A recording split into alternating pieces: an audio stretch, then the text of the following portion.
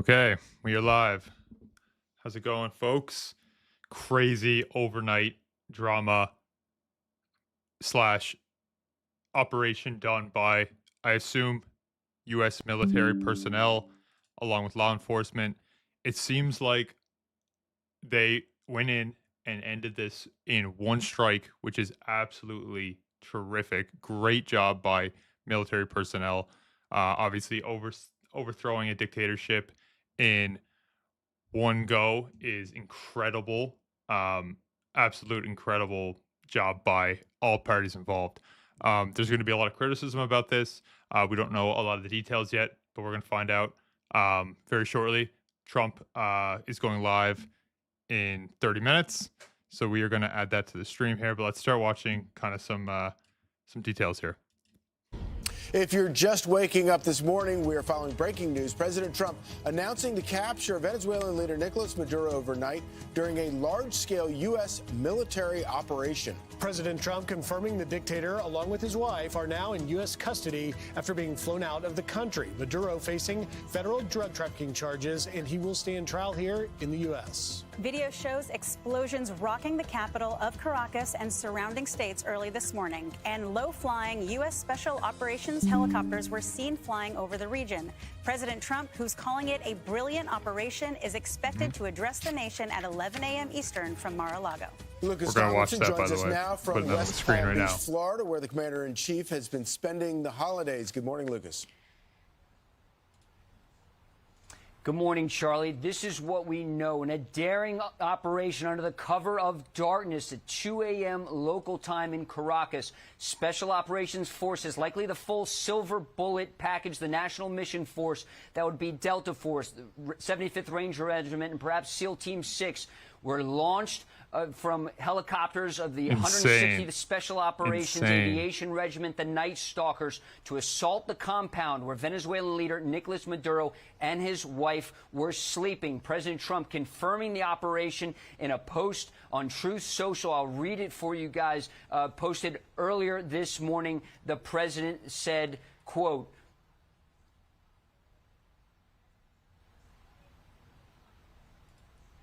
Oh.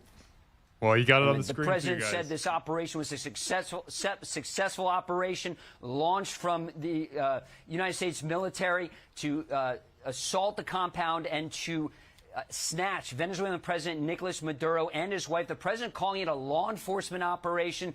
He says the president says he'll hold a press conference at 11 a.m. at Mar-a-Lago, where we should hear more details about this operation.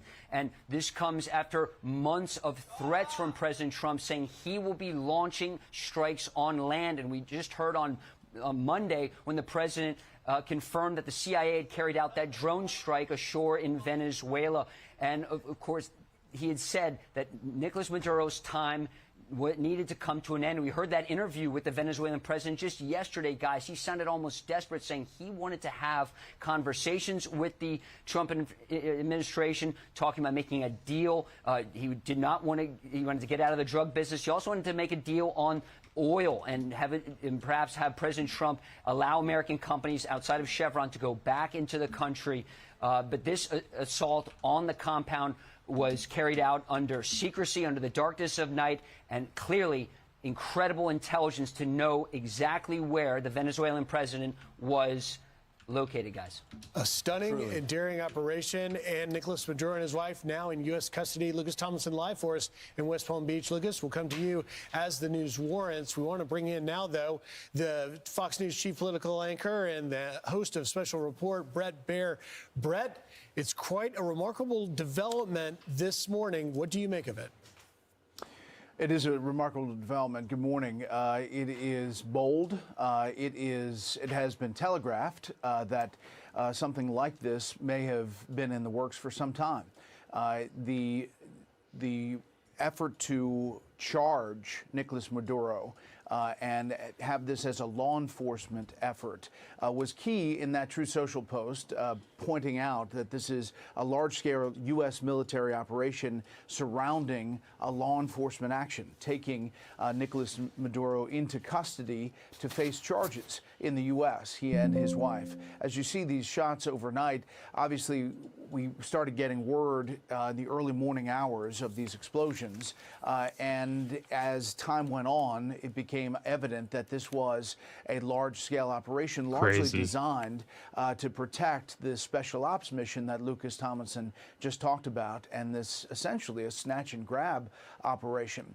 Now, I heard you guys talking to Brian Kilmeade earlier about how long this may have been going on. It may have been planned a long time, and we're going to get a lot of the firm details from that 11 a.m. news conference at Mar-a-Lago with the president and arguably a lot of members of his cabinet. As you look live at Caracas, Venezuela, at first light, we'll get a better sense of what exactly was attacked, but it was these military bases to protect this effort to get Maduro and his wife out. And I think the world is reacting, but in a muted way, because it had long been thought that this was a narco-terrorist leader who was working with cartels. And he was. The president has signaled that he wanted to bring that to an end. So you will be anchoring our coverage of that 11 a.m. press conference. How specific do you think President Trump will be in those details? And maybe more importantly, how do you see the politics of this playing out domestically? Yeah, you know, I think he'll be pretty specific because there are a lot of criticism already on the yeah, exactly. He likes the win. He already talked briefly to the New York Times overnight in a phone call right after the Truth Social post, saying it was a huge success. I think we'll hear a lot more about that and the specifics of the operation. But he also is going to talk about a warning to the rest of those countries down there, Colombia in particular. You know, he's singled the Colombian president out already about its efforts in the drug trade. Listen, this is a different operation. There was already a lot of political upheaval inside the MAGA movement and on the right that we were going to get engaged in a long you don't want battle that. and a war on a country that, much like Iraq, we just shouldn't be on the ground long term. It is have their own country deal with the problems. The president, in a speech in Saudi Arabia, talked about that America First policy and how he sees it through his eyes. And he said, we want to help you, and we want to make sure that you're good to us, in not so many words, but to not be the occupier. And I think that is what we're seeing here. The scale of this operation, pretty limited. Brett, this precise and extremely swift operation is seemingly very successful, resulting in the capture of Maduro All the and his Democrats wife are being flown to the United States to sit trial. Destroying it. But if the remaining regime is still in place, will this still be considered widely successful in 48 hours? I mean, what is it on the United States to ensure that this regime does not stay in power? Yeah, that's a great question. Good question. I think there has to have been some groundwork with people on the ground. You have heard that the CIA was on the ground in Venezuela for a number of weeks. Obviously, the armada that we've seen surrounding Venezuela by the U.S. military has created its own pressure and tension. But my guess, and I don't know if we'll hear about this at the news conference or not, is that there have been discussions on the ground with the opposition forces as well as people inside the current regime. There has long been this wish on the ground in Venezuela, all the way back to Guaido and others. I know Venezuelans who that the want elected leaders, the actual exodus elected from that leaders of Venezuela, take over and take control. So there has been an effort to prepare for that for some time, and I would assume that the U.S. is well aware, if not a part of those efforts. You know, walking that out just a little bit, Brett, so the only really communication we've gotten from the current Maduro regime in Venezuela after this strike and then this operation, is the vice president, Delcy Rodriguez, went on state TV in Venezuela and demanded proof of life, saying that the whereabouts of President Maduro and his wife wife were unknown. We obviously know where they are, but that is his reaction. And in Venezuela's constitution, power passes from the president to the vice president. And so when we consider whether or not the U.S. had communication on the ground, even with opposition leaders, it strikes me that the immediate aftermath here politically in that country as to who's running it and who will take power could become quite messy. I agree. And there have to be answers to that. I think that's a big question for the 11 a.m. news conference with the president and his team. You're right. That is the only official we've heard from, the Vice President, Delcy Rodriguez, and the proof of life. I just thought it was interesting if you all could put up that. I wonder if is he on U.S. soil? And just look at the specific wording that the president uses in the planning of this. And, you know, specifically saying it's a U.S. military operation and a I just want to interject for 1 second. If they have successfully dismantled this regime without a single American casualty, it is an absolute phenomenal success. Law enforcement operation and a negotiated effort to get Maduro out. And there you see the Truth Social successfully carrying out this large-scale strike against Venezuela. And then it goes on to say he's been, along with his wife, captured and flown out of the country. The operation was in conjunction with U.S. law enforcement. There has been this effort, I think, to figure out how to get Maduro out.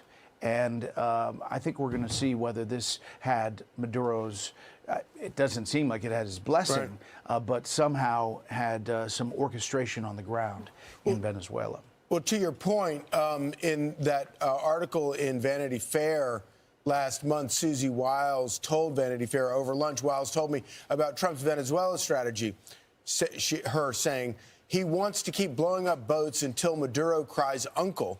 And people way smarter than me on that will say that he will cry uncle. So, as you point out, this has been a pretty long game that the administration has been playing. Yeah, definitely, a cat and mouse game. And, you know, it was very bizarre that this video pops up of Maduro in a car doing an interview in a dash cam kind of video with saying he'll do whatever the U.S. wants. You know, I think that he knew the time had run out and there was imminent action that was coming. But he was essentially saying, you want us to work with you, you want us to work on oil, you want us to do this, we're happy to do it. He's talking about the conversation he had with President Trump in November, and it was very cordial. And since then, it had not been so cordial.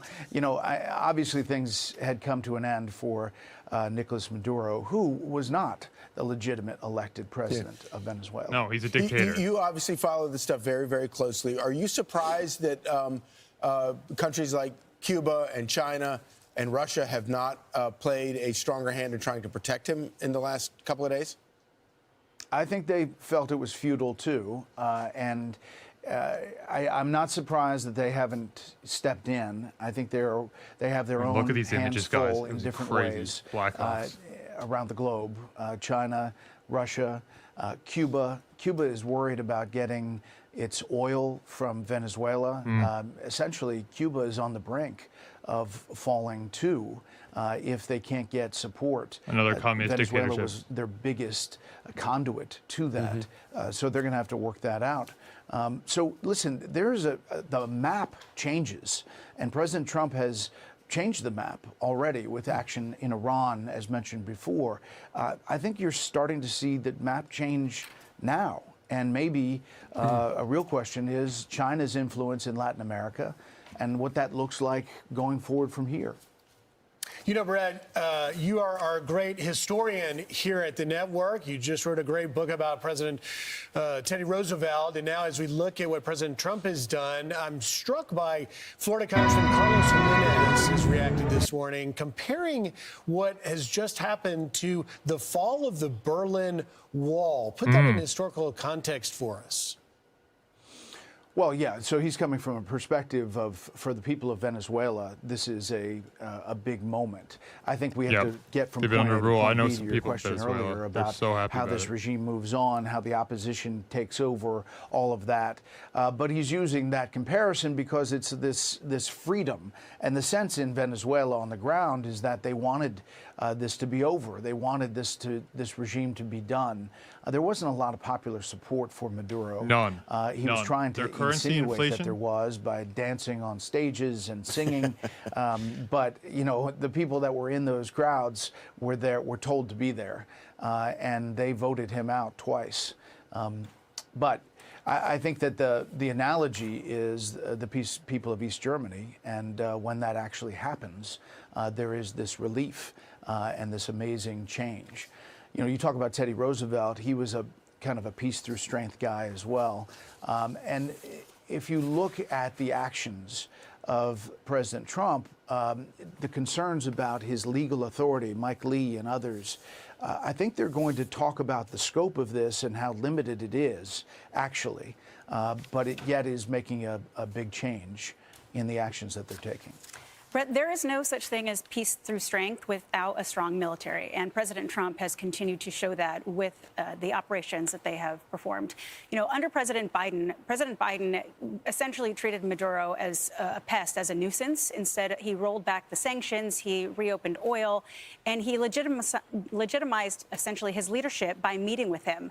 You know, we saw that weird video from the car yesterday from Maduro. Do you think that's because he had insight into what was going on? And do you think it was right that President Trump said, we are not going to legitimize you as leadership? We're not coming to the negotiation table. We have a red line, and we have to show that consequences, these are the consequences of essentially running your country into the ground and being a dictator. Yeah, I mean, he did set a red line, and obviously this was a person who was indicted and is going to face a trial. I don't know where he's going to be, whether it's in Miami or elsewhere, but it is something that was talked about for a long time, and he's living up to that moment. I agree with your assessment that, you know, some of these leaders, if they get a little bit, they take a lot, and it gives them a lot of leeway in their country without the pressure. Obviously, all of the U.S. military off the coast of Venezuela was massive pressure, not only on Maduro, but on his regime, on the rest of Latin America, as they looked at all of the firepower that was in the Caribbean and is in the Caribbean. I would assume that once you see this transition happen to the legitimately elected government, that all changes and our force posture changes as well. Hey, Brett, quickly, I want to get to the politics of this, because we're already seeing Congressman Jim McGovern saying that this was unauthorized and that Congress was not notified. I saw another member of the Senate Armed Services Committee in the minority saying that they weren't notified. Do you see this as kind of a big political battle we're about to see play out in Washington?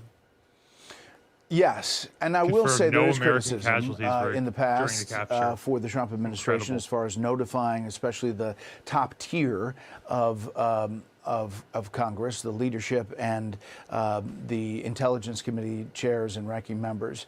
And there are real questions about whether they should have been briefed, whether they should have been briefed in this case, in the Iran case, how that happened.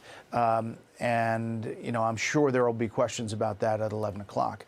But on the politics, just the pure politics, stopping narco-terrorism and drugs flowing into the U.S. is very popular, no matter how you ask the question on polls. Drugs are the #1 killer of Americans. Venezuelans inside the U.S.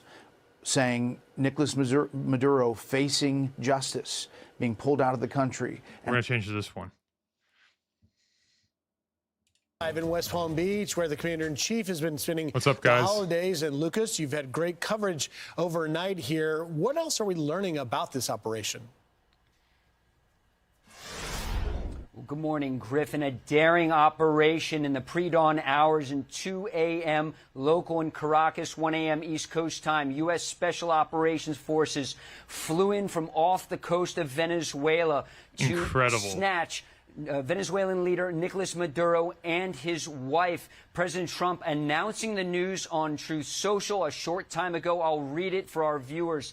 It says, quote, "The United States of America has successfully carried out a large-scale strike against Venezuela and its leader, President Nicolás Maduro, who has been, along with his wife, captured and flown out of the country. This operation was done in conjunction with U.S. law enforcement. Details to follow. There will be a news conference today at 11 a.m. at Mar-a-Lago." We're going to Thank watch you for your that attention to live, this guys. matter. We're going to watch that President live. Donald J. Incredible Trump. job.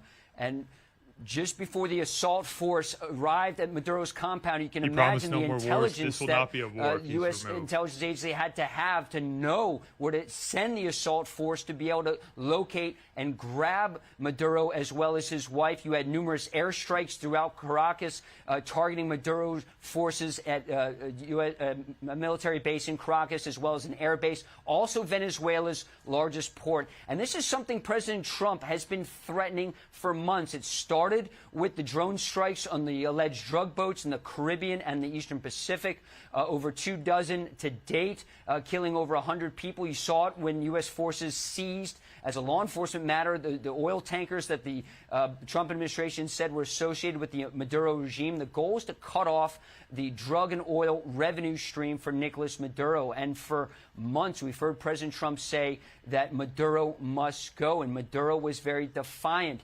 Despite repeated threats from President Trump, All right, we're going to watch this when 15 it's on, guys. times, President Trump said he will be striking on land. Recall on Monday, we heard the president confirming that the CIA struck a target along the coast of Venezuela, destroying some of Maduro's drug boats.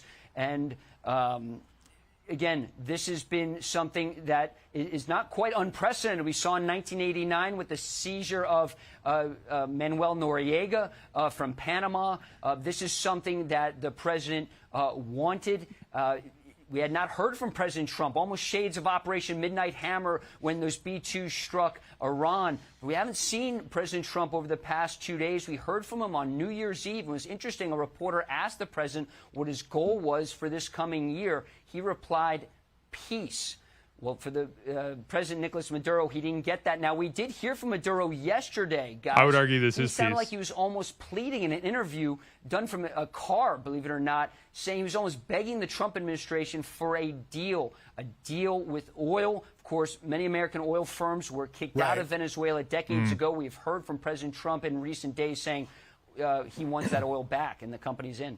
Well, and it's the biggest oil reserves in the pretty world, clear, by the way, Lucas, Venezuela. that the clock had run out for Nicolás Maduro to come to the table despite that interview that he did. Lucas, we're just getting a tweet this morning from Senator Mike Lee, who is saying just got off the phone with Secretary Rubio. He informed me that Nicolás Maduro has been arrested by U.S. personnel to stand trial on criminal charges in the United States, and that the kinetic action we saw tonight was deployed to protect and defend those how can they criticize that? executing This is the a arrest perfectly warrant. executed This action job. likely falls within the president's inherent authority under Article 2 of the Constitution Venezuela to protect U.S. is in our personnel side of the world. from an You actual remove dictators. or imminent attack. It's interesting as we read that, Lucas, the vice president, Delcy Rodriguez of Venezuela, took earlier to state TV in Venezuela demanding proof of life of Maduro. But it's pretty apparent that it's unclear who is running that country right now. You're looking live at some of the strikes that were carried out Hopefully there. they can Do we remove have any all more the fluff to indication someone about with who is running the country democratic there now, and process whether or can come not to any power of the here. other individuals, like the vice president and others Venezuela is a beautiful associated country. I've with been there. Maduro's I regime, have friends. I have a may lot of be friends that are targets from still? there. What's notable, that statement from Venezuela's vice president confirming the news from President Trump that President Nicolás Maduro and his wife were seized by that American assault force, likely Great either job. the Delta Force or SEAL Team 6, flown with the 160th Special Operation no Aviation American Regiment, casualties. the Night Stalkers, the Incredible. most elite pilots in the world. It's notable. We saw the video of those U.S. Army helicopters flying low over Venezuela under the cover of those airstrikes in darkness. That That's you didn't so see cool. any Venezuelan surface-to-air missiles or AAA anti-aircraft fire. This is what the U.S. And used to it's always be notable, about. Griff, You did that I hit spoke them to Elliot and did. Abrams, President Trump's former special envoy to Venezuela recently. He said this was a showdown between President Trump and Nicolás Maduro, and there could only be one winner. And that is why President Trump likely did not back down. You had this large military buildup in the Caribbean. You have about a dozen warships offshore. You have the USS Gerald R. Ford strike group that was rerouted this from makes you Europe, feel came to the Caribbean. so You had USS patriotic. Iwo Jima, amphibious assault ship. You have dozens of helicopters aboard there. Of course, dozens of strike aircraft aboard Ford. You also had squadrons Let me know where of you guys are watching F-35 from in the stealth chat. fighter jets from the Air Force we're that gonna arrived turn in over to the, Puerto Rico in recent live days stream from the soon. Air Force, including the Green Mountain Boys from Vermont. You also had the Marine Corps F-35 Bravo version also on the ground in Puerto Rico. She had this large armada and firepower assembled. You had KC-135 refueling planes in the Dominican Republic. President Trump offered no indication that he was backing down from his threat. And President Trump, when he makes these threats, typically follows through. And that's what we saw in the pre-dawn hours this morning. And again, there could only be one winner in this showdown, and it was not Venezuelan President Nicolás Maduro, it appears. So, Lucas, real quick, we understand that that this operation was successful and is over. But do you have the sense that it is, in fact, over with and the firefight is finished? And then where do we go from here? Well, Charlie, the U.S. military likes to operate at night. The pilots would have night vision goggles. The assault force would have had night vision goggles. That is their perfect time to launch these kind of operations is under the cover of darkness. Not and because most people are asleep, like when Maduro and his wife were probably asleep when they blew up the door and grabbed him. To do that. So we've heard from Senator Lee also in that thread you just read. He says he was informed by the Secretary of State that the operation is over. It appears the goal was not just to strike the Maduro regime, and that could have almost been a distraction from the main objective, which was to snatch the Venezuelan president and his wife so they could face charges back in the United States. Lucas, back in October, President Trump sent a clear message to Maduro saying this. Mr. President, it has been reported that Maduro offered everything in his country, all the natural resources. He even recorded a message to you in English recently, offering mediation. What should we do in order to stop that? He has offered everything. He's offered everything. You're right. You know why? Because he doesn't want around with the United States. Oh, my the God, president what a didn't line. mince words, Lucas. You know, this is obviously a signature moment for President Trump and his administration, another precise, swift, and seemingly effective military operation. What do you think we can expect to see from the international community in response? Well, allies of the United States are going to be on the side of the United States, and America's adversaries are going to come down pretty strong on this. And when you read the statement from Senator Lee talking about Article 2 and the president's authority to carry out this operation, likely probably getting a jump on some of the criticism that the president might be facing with Democrats on Capitol Hill. So perhaps a little cover there from Senator Lee. So adversaries of the United States and, of course, Maduro's allies, Russia, China, and Iran, are going to come down very strongly on this operation. Let's not forget that in early December, War Secretary Pete Hegseth outlined America's new national security strategy. Part of it was bringing back what he called the Monroe Doctrine, taking control of the Western Hemisphere. Yes, there are officials in the Trump administration, including Secretary Rubio, that want to decrease the influence of China, Russia, and Iran. Of course, we've seen Hezbollah operatives set up shop in Venezuela in the past. This was all the reason that President Trump wanted a change in Venezuela. I'm Steve Ducey. I'm Brian Kilmeade. And I'm Ainsley Earhart. And click here to subscribe to the Fox News YouTube page to catch our hottest interview. As we are at 12 o'clock or 11 o'clock, so we're going to watch this now.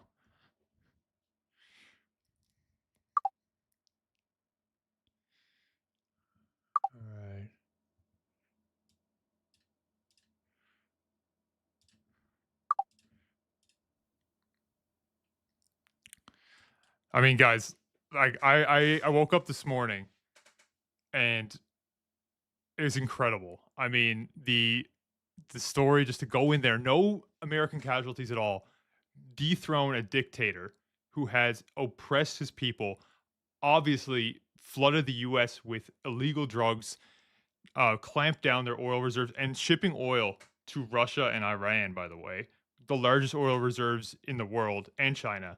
an absolute huge threat to the U.S. supremacy, and to go in there, capture him alive with no U.S. fatalities, and from what I can gather, just no war, the end of it.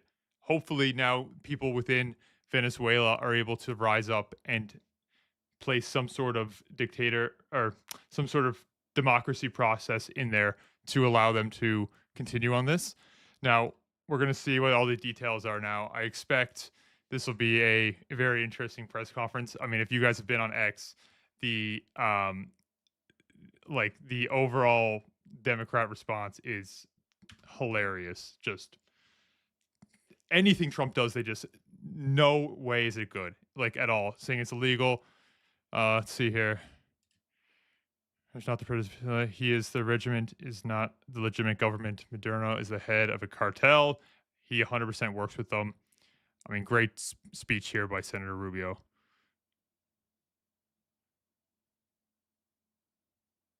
Like, absolutely. Like Trump said, FAFO. And he did. He's found out real quick now. I wonder if he's back in the U.S. What's up, Ruben? What's up, Ruben? You guys, are you guys in the Capitol? Did you hear any of that, or are you guys not in that area?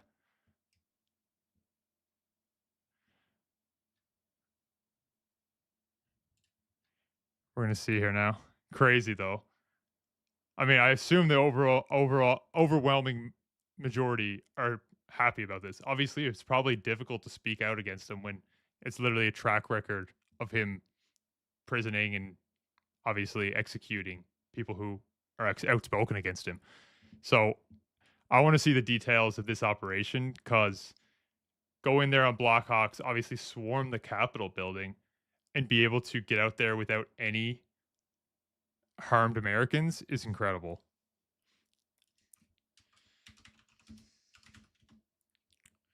Where are you, Ruben?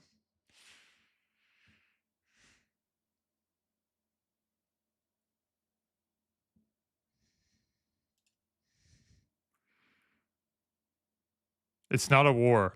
It's not a war. Like, this is such a stupid tweet. Like, it's not a it's they're overthrowing a dictator who is key to our national security. How is that a stupid war? And it's not unconstitutional at all. He's the commander in chief. He has absolute authority to do this. Haha. X is now the #1 app store in the Venezuela app or #1 news app in the Venezuela store. Not the Capitol, Ruben. All right, that's good. I saw the videos from the Capitol last night. I mean, crazy. Just bombs in the middle of the night. Yeah, this is it. The speed is key. If you go into a slow, full-scale war, it stretches out for so long. Still nothing from Trump. I'll be sure to get this up as soon as we're live, guys. But this is such a true tweet. If you go slow and deliberate, it costs way more. The cost of life is way high. Just hit the head, and now the CIA and people in positions of power need to make sure that the replacement isn't as bad as the as he was. We just need to make sure now we come in here, and they could be an incredible ally to the United States. I mean, the oil offshore there of Guyana, Venezuela, Brazil, it's absolutely incredible the amount of resources that they have down there. So absolutely remove this. Stop allowing them to oversee organizations in Iran, China. I mean, the energy race with China is at most is the most important race like since the Cold War. I think it's very understated how important that is right now.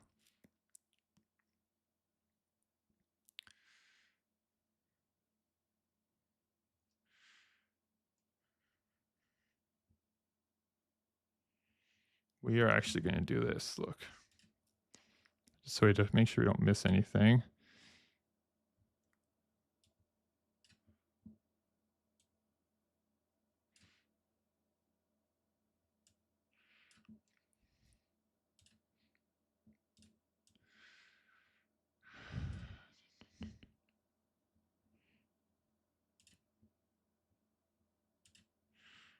going to add this.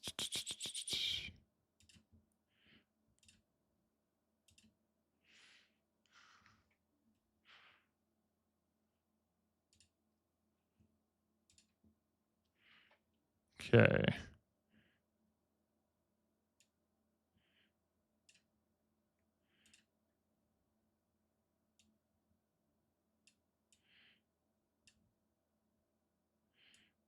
All right, we're going to follow this and we're going to get this live as soon as it is. Let's just look at some more posts here, some reactions. I mean, Benny Johnson is incredible. Let's take a look at some of his stuff.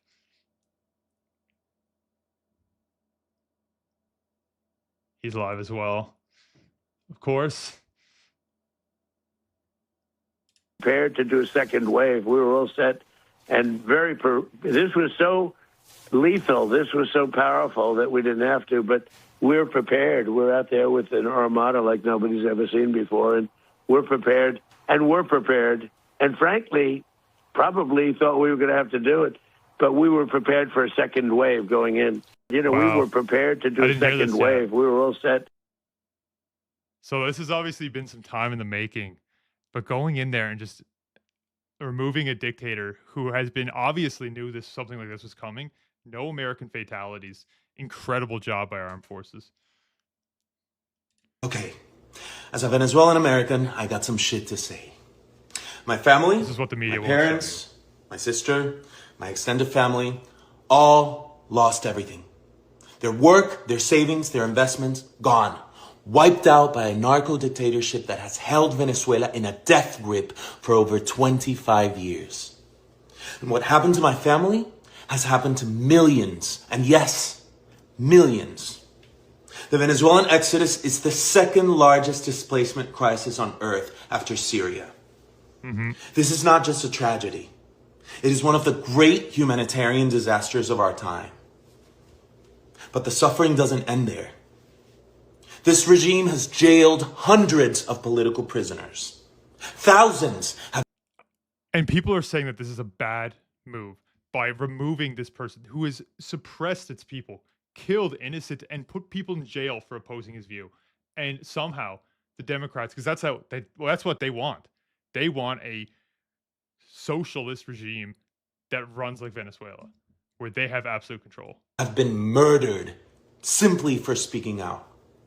More than a third of the population has fled. 1/3. Not for better opportunities or for the American dream, 100%. But to survive, to live.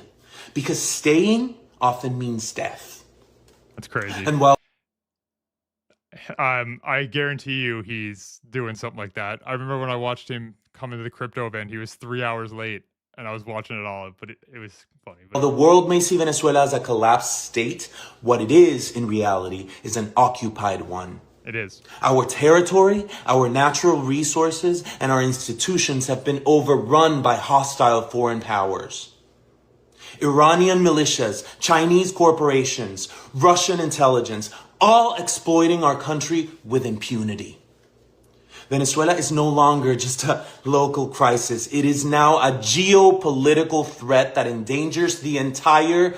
Absolutely is. At a time when we are in a war with China, we need this type of country in our hemisphere to support us. Not Iran that funnels oil and energy through to China, not Russia. We need the Venezuelans, the American countries to support America. That's how you win. Western Hemisphere. It has become a launch pad for an authoritarian expansion in the Americas. And in the midst of all of this, one woman has dared to lead the charge for freedom. Maria Corina Machado. In 2024, against every odd, she led a peaceful democratic uprising that won the election. Her team smuggled physical voting receipts the history of this. So, yeah, there was a democratic process here, and they had won, but then it was overthrown by a dictatorship. Well, it originally wasn't, but then he declared himself and canceled elections based on national interests. National interests, I say in quotation marks. Out of the country. Hard proof of victory that the regime tried to bury. Her courage has lit a fire in the hearts of millions of Venezuelans desperate to believe that change is still possible. But now some have questioned her decision to dedicate her Nobel. Busy, I would say. It was very dark all over, especially in Venezuela. The team did an incredible job. They rehearsed and practiced like nobody's ever seen. And I was told by real military people that there's no other country on earth that can do such a maneuver. If you would have seen what happened, I mean, I watched it literally like I was watching a television show.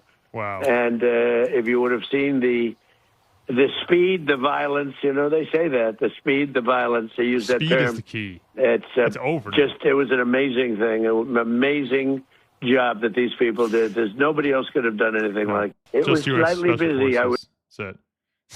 If you do something bad to us, we are going to do things to you that have never been done before. The forgotten men and women of our country will be forgotten no longer.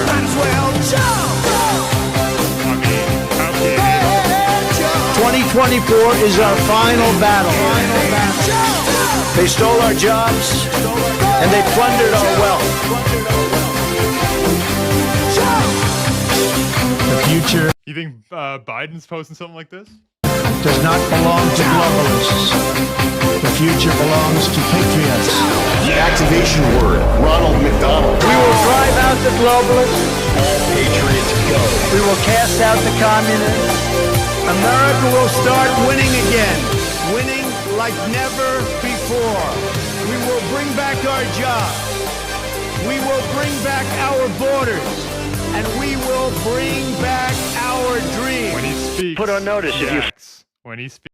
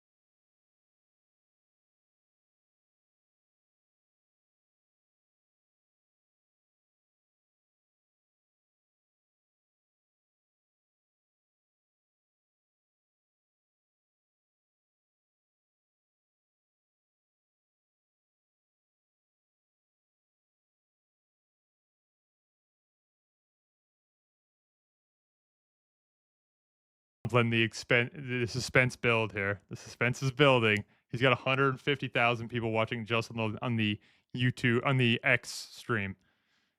I mean, incredible. And anyone who didn't see his truth post this morning. So the United States of America has successfully carried out a large-scale strike against Venezuela and its leader, President Nicolás Maduro, who has been along with his wife captured and flown out of the country. The operation was done in conjunction with U.S. law enforcement. I don't know how U.S. law enforcement would be involved there. It would be like Marines and SEALs, I'd imagine, but we'll see. Details to follow. So we're going to watch this press conference here now in a couple minutes. There will be a news conference today at 11 a.m. at Mar-a-Lago. Thank you for your attention to this matter, President Donald J. Trump. So this is obviously a breaking news story here. There's been speculation about something by the United States, saying that the United States' effort is to take possession of minerals and oil. Lucas Tomlinson standing by at Mar-a-Lago with the very latest on this and the news, Lucas, that you're breaking that the administration confirms this is an attack by the U.S. Good morning, Eric. In a major escalation of the conflict between the United States and Venezuela, U.S. officials can confirm to Fox News that U.S. military strikes have been launched against Venezuela early this morning. We've seen for a few hours now these scenes of explosions in Venezuela's capital of Caracas against U.S. military targets. Officials say the U.S. military launched this attack on Venezuela on the orders of President Trump. And we are awaiting a statement from the White House and a Truth Social post, perhaps, from the president confirming. But we've seen dramatic video in the last hour showing explosions in Venezuela targeting Nicolás Maduro's military sites. We've seen. That's what it was targeting. Okay, targeting the military sites. I assume this was like anti-aircraft, things like that. And what I also assume, and we'll find out here from this live stream, is that once the Venezuelan troops and personal guard are loyal to him because they have to be, as soon as they saw the end in sight, what is it worth risking your life for? I assume that the Marines faced very little resistance, but we'll see. Let's see what else we can find here on this. Incredible. There's a lot of hate coming. Oh, look at this. God bless the United States military, to be honest. Those people that sacrifice their lives for the betterment of you and I, it's an incredible sacrifice. And I don't think that people give them enough credit for what they do. It is incredible.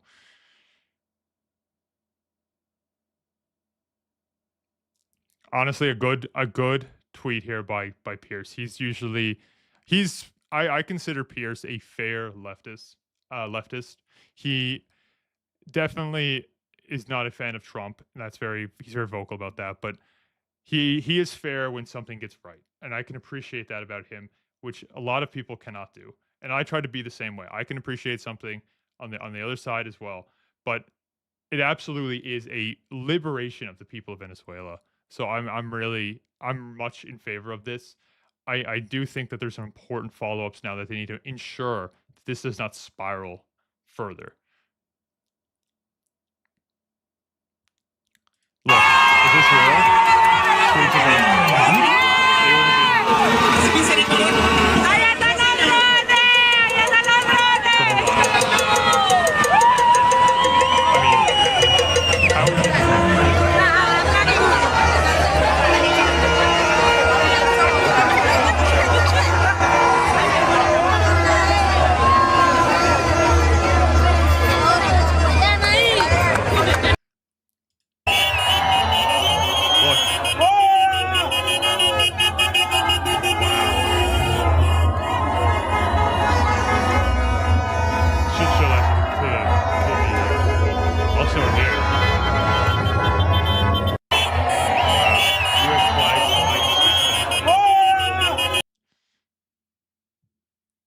Breaking: Maduro is being flown to New York City and will be held at Metropolitan Detention Center in Brooklyn before his trial. So he will go on trial for this.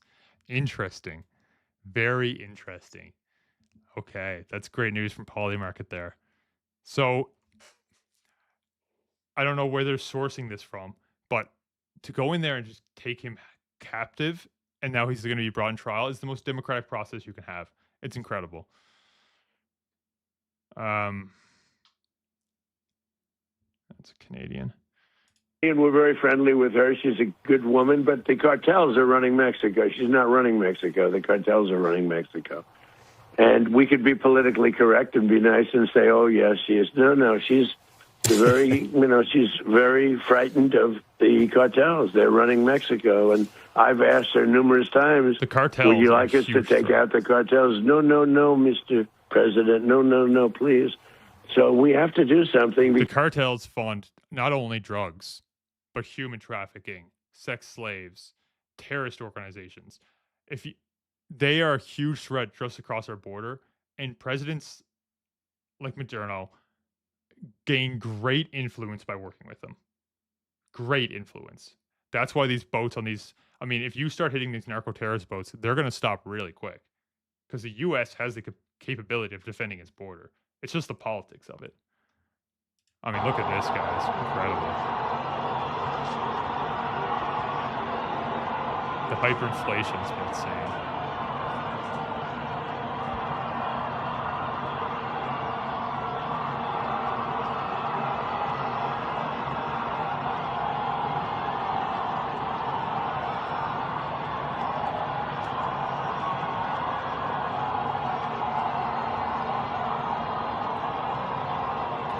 Still nothing on the Trump thing, on Trump's press conference yet from Mar-a-Lago. We will bring that to you live as soon as we have it. Tantos años esperar esto. La veo muy emocionada llorando. ¿Cómo se siente? Cuéntanos por qué llora. Felicidad, tantos años esperar esto, Señor. Gracias, Señor. Incredible. Ay, Dios mío, esta es una alegría inmensa. Gracias, Señor. Gracias, Partying on the presidente de streets of Estados Unidos. Colombia for their leaders. Eso estoy esperando hace años. Cómo he sufrido, cómo me han hecho daño, cómo han matado a mis hermanos. Wow. Ay, esto ha sido horrible, mira. And the Democrats are going to be against aquí en los Estados Unidos? ¿Hace cuánto se fue de You don't feel the actual impact of what this actually does to people until you like see it firsthand. Has conducted an operation that killed Osama bin Laden. Abu Bakr al-Baghdadi is dead. We'll see the approach. The United States launched a targeted operation against. Another video like this. Agarraron a Maduro. No me digas. Te lo juro. In the middle of the night, waking up his wife and kids. Lo puso Trump. Sí, lo agarraron. Qué arrecho. Incredible. The suppression that they must be facing.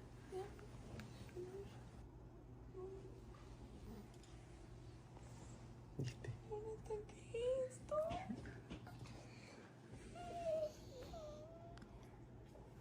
32 minutes, still nothing. Trump yet. I can't wait to see this. Ha ha ha. Good meme.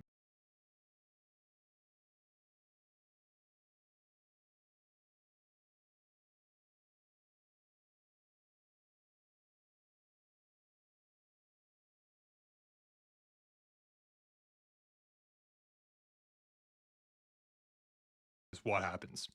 Because you can chop off the head, but now there's going to be a new head grown. Who grows into that new head is what we need to figure out.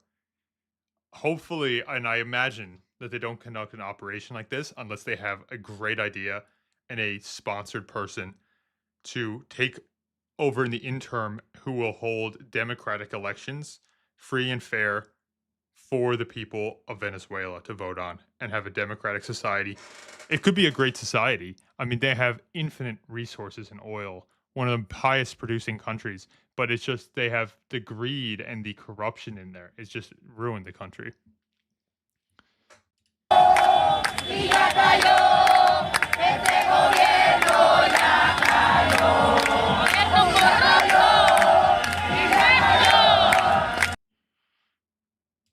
He has offered everything. He's offered everything. You're right. F-A-F-O. You know why? Because he doesn't want to fuck around with the United States. No, he doesn't. Thank you, everybody. He did, and he did. Thank you.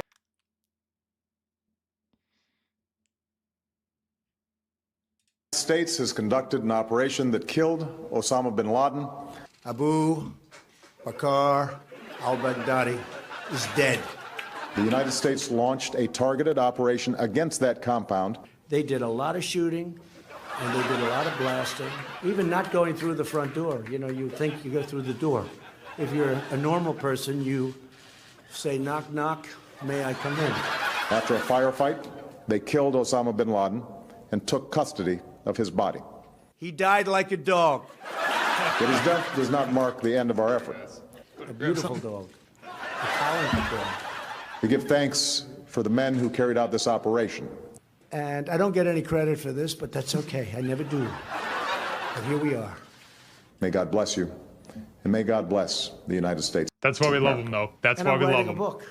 He's so anti-politician. It's so refreshing. Everything in his country, all the natural resources. See what we can find here. True. The men and women that executed this, incredible. And after reaching no conclusion, there were plans underway about 4 days ago for Zero this lost operation aircraft, to absolute massacre, get underway, 100%. but it was delayed for better weather. And the president said that aside from some injuries to U.S. forces, which we are still awaiting details on what that looks like and who exactly was injured, this was considered a huge success. There were no aircraft that were lost. And congressional leaders have been giving statements of support. They did indicate that they didn't get a heads up on this, but the statements that we've we've seen come in from Republicans have framed it more as an extradition that was justified than a military operation that was aimed at effectuating regime change. About a week ago. Quien se mete conmigo se seca. Quien se mete con Venezuela se seca en los mods. ¿Quieres pelea? Vamos a darle en los mods. Estoy listo. I want to find out what some Democrats are saying. Let's see if Gavin Newsom's awake yet.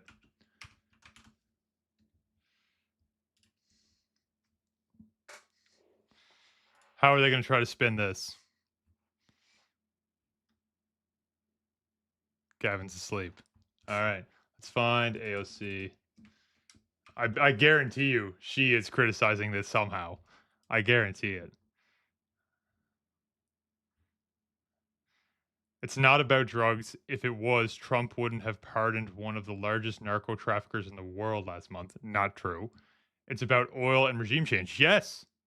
Yes. All of the above. So, oh my God, like, come on. They sat on the Epstein files for years as well. They sat on them for years. So give it up. Like, that's such a skyrocketing healthcare costs because of Obamacare. The premiums and the language, the financial illiteracy that was done in that. Like, this just pisses me off. It is about a regime change. The regime change that produces drugs, suppresses its citizens, and outright terrorizes our part of the hemisphere, the Western hemisphere. It is insane that people contradict that this was a successful operation. They just cannot give any credit where credit is due. Closing the border, bringing down inflation. It's all just, no, he did an awful job. It's never anything positive at all. Let's see if Elizabeth Warren, oh my God. If you talk about someone that drives me nuts. This is not her official. I mean, she is just the utmost, most despicable person I've ever came across. She is terrible. She is the worst type of politician, the people that ruin the country, just never answering a question, just dodging, screaming. We need this, we need this, we need this, without any results, ever. She hasn't tweeted about it yet. I wonder if she's going to try to spin it as well. Still nothing from the White House here, guys. We'll bring that to you as soon as we get it. Live reaction. Incredible, obviously, if you're just joining. Incredible operation done by our U.S. military, planned out by President Trump to remove... Oh, we have the first image here now. Okay, we have an image of him. From Truth Social, Donald Trump, on board the USS... Io Jimena. I don't know what that ship is. I assume it's a destroyer. There he is, blindfold on. Wow. His Nike jumpsuit. Incredible. Wow. They have him. Doesn't look injured at all. Wow. I mean, this is a fantastic job, guys. I mean, how can you... So, I didn't realize X was banned there. So X had been banned because of, obviously, the criticism of the government. And now everyone is going to download it. I mean, they had banned US dollars as legal tender. They had tried to restrict citizens from leaving. And now they're just all liberated. It's incredible. I mean, look at the scene. Look at the scene. There's obviously very minimal support at all. I wonder what they're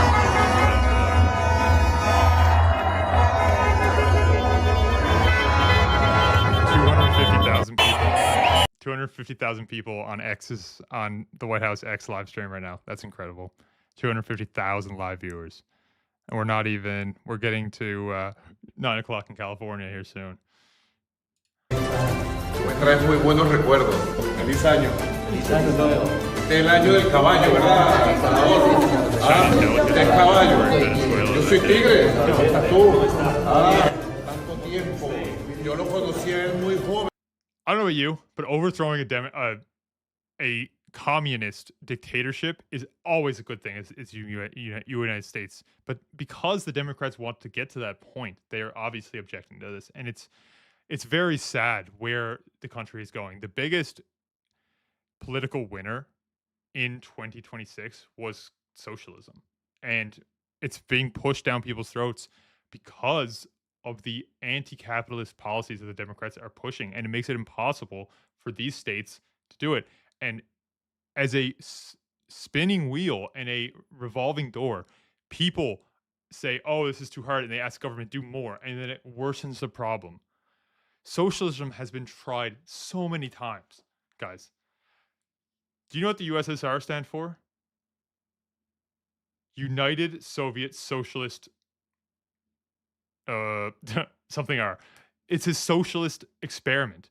And the only difference between communism and socialism is socialism is the gateway to get to communism. Socialism is you pool resources, there's still some element of private property, and then eventually you transition to a world where everything is shared equally. There is no government, there's no companies, everything is shared, and they are all producing for each other. That is the communist dream, but in practice, it doesn't work. Because if you had communism, you have no one creating anything in the United States. You only have government.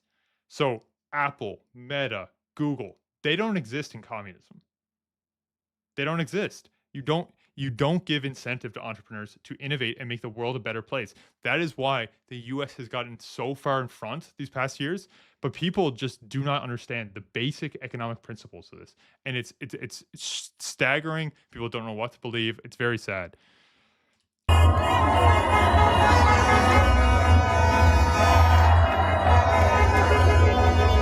I mean, look at this. I'm going to tweet this out as well, guys. I'm going to tweet this out. We are going to tweet this out live right now. I mean, this is incredible.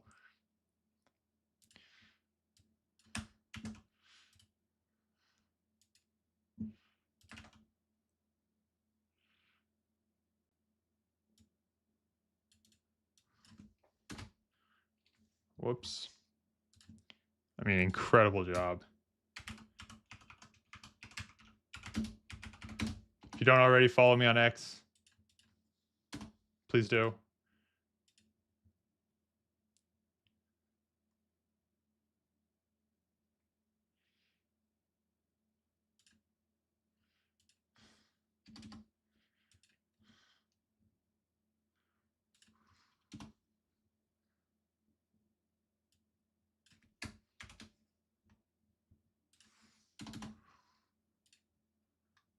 Post this, guys.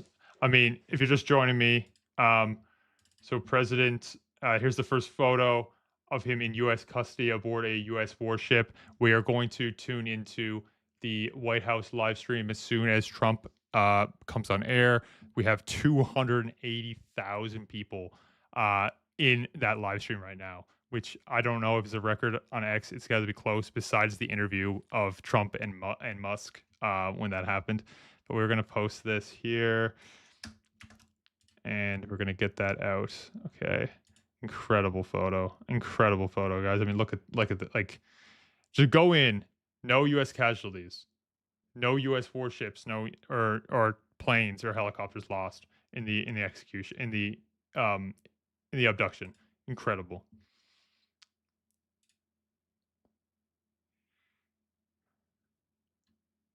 It's true. It's true. People don't think of the economic impacts of this, but with Venezuela now falling within, hopefully they can successfully have democratic elections. It seems like from the videos we've watched here on the ground, there's an overwhelming amount of support for the U.S. It is such a key region, and the oil reserves there are so crucial for the Cold War we are in right now with China. And do not get it twisted. We are in an outright war with China. And if we don't focus, we are going to lose American supremacy. So this is a huge step. I think Trump, with the aid of David Sachs, who is the White House crypto AI czar, has made it has helped him understand how dire this situation is. If we lose the technology race to China, and they are very much at par with us right now, which is incredible, we will lose world supremacy. It is a very critical time. It is a very critical time. This is from yesterday. BRICS posted this. Obviously, look, so there's obviously a connection with China right here. I mean, the connection and China trying to win over this influence and be part of the conversation with Venezuela is very obvious. Iran, I mean, we don't need to see that. Can we show this? Can we show this? We're gonna see it. We're gonna see it. Let's see if it does it. Grok, and I don't know if you guys have seen this thread, but it's putting people in bikini. That's great. That's great. Look at this. I mean, here we go. Imagine if that was real. Imagine if this was real. They should do that. That would be the ultimate troll job by Trump. That would be ultimate. There's Grok. Not the best Grok one I've seen, but it's all right.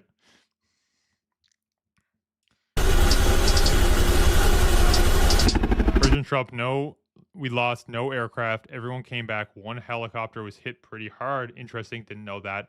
But we got it back. We have a few injuries, but no deaths on our side. Really amazing. It is truly amazing.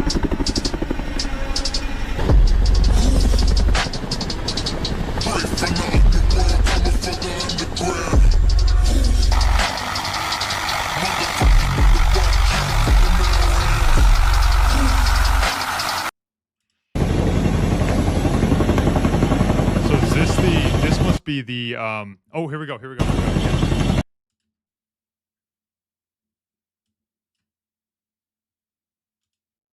We appreciate you being here.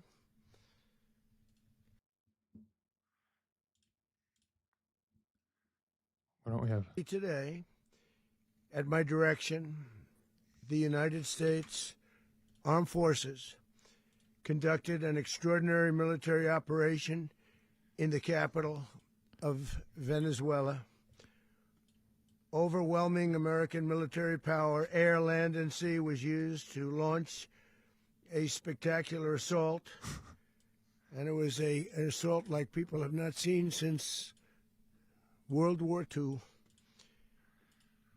It was a force against a heavily fortified military fortress in the heart of Caracas to bring outlaw dictator Nicolás Maduro to justice. This was one of the most stunning, effective, and powerful displays of American military might and competence in American history. And if you think about it, we've done some other good ones, like the attack on Soleimani, the attack on al-Baghdadi, and the obliteration and decimation of the Iran nuclear sites just recently in an operation known as Midnight Hammer. All perfectly executed and done. No nation in the world could achieve what America achieved It's true. yesterday, or frankly, in just a short period of time. All Venezuelan military capacities were rendered powerless as the men and women of our military, working with U.S. law enforcement, successfully captured Maduro in the dead of night. It was dark. The lights of Caracas were largely turned off due to a certain expertise that we have. It was dark, and it was deadly. But captured along with his wife, Celia Flores. We have images of this both now. of whom now face American justice. Maduro and Flores have been indicted in the Southern District of New York. It's Jay Clayton, for their campaign of deadly narco-terrorism against the United States and its citizens. I want to thank the men and women of our military who achieved such an extraordinary success overnight with breathtaking speed, power, precision, and competence. You rarely see anything like it. You've seen some raids in this country that didn't go so well. They were an embarrassment. I mean, to go in with no casualties? Afghanistan, or if you look back to the Jimmy Carter days, they were different days. We're a respected country again, like never before. These highly trained warriors operating in collaboration with U.S. law enforcement caught them in a very ready position. They were waiting for us. They knew we had many ships out in the sea, just sort of waiting. They knew we were coming. So they were in what's called a ready position. But they were completely overwhelmed and very quickly incapacitated. If you would have seen what I saw last night, you would have been very impressed. I'm not sure that you'll ever get to see it, but it was an incredible thing to see. Not a single American service member was killed, and not a single piece of American equipment was lost. We had many helicopters, many planes, many people involved in that fight.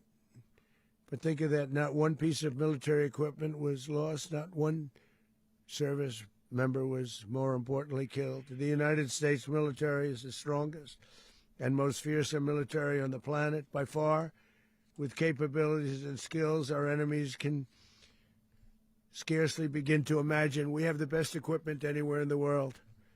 There's no equipment like what we have, and you see so that. True. Even if you just look at the boats, we've knocked out 97% of the drugs coming in by sea.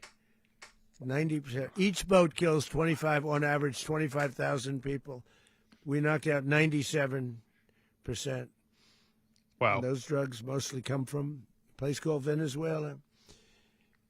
We're going to run the country until such time as we can do a safe, proper, and judicious transition. So we don't want to be involved with having somebody else get in, and we have the same situation that we had for the last long period of years. Okay. So we are going to run the country until such time as we can do a safe, proper, and judicious transition. And it has to be judicious because that's what we're all about. We want peace, liberty, and justice for the great people of Venezuela, and that includes many from Venezuela that are now living in the United States and want to go back to their country. It's their homeland. We can't take a chance that somebody else takes over Venezuela that doesn't have the good of the Venezuelan people in mind. We've had decades of that. We're not going to let that happen.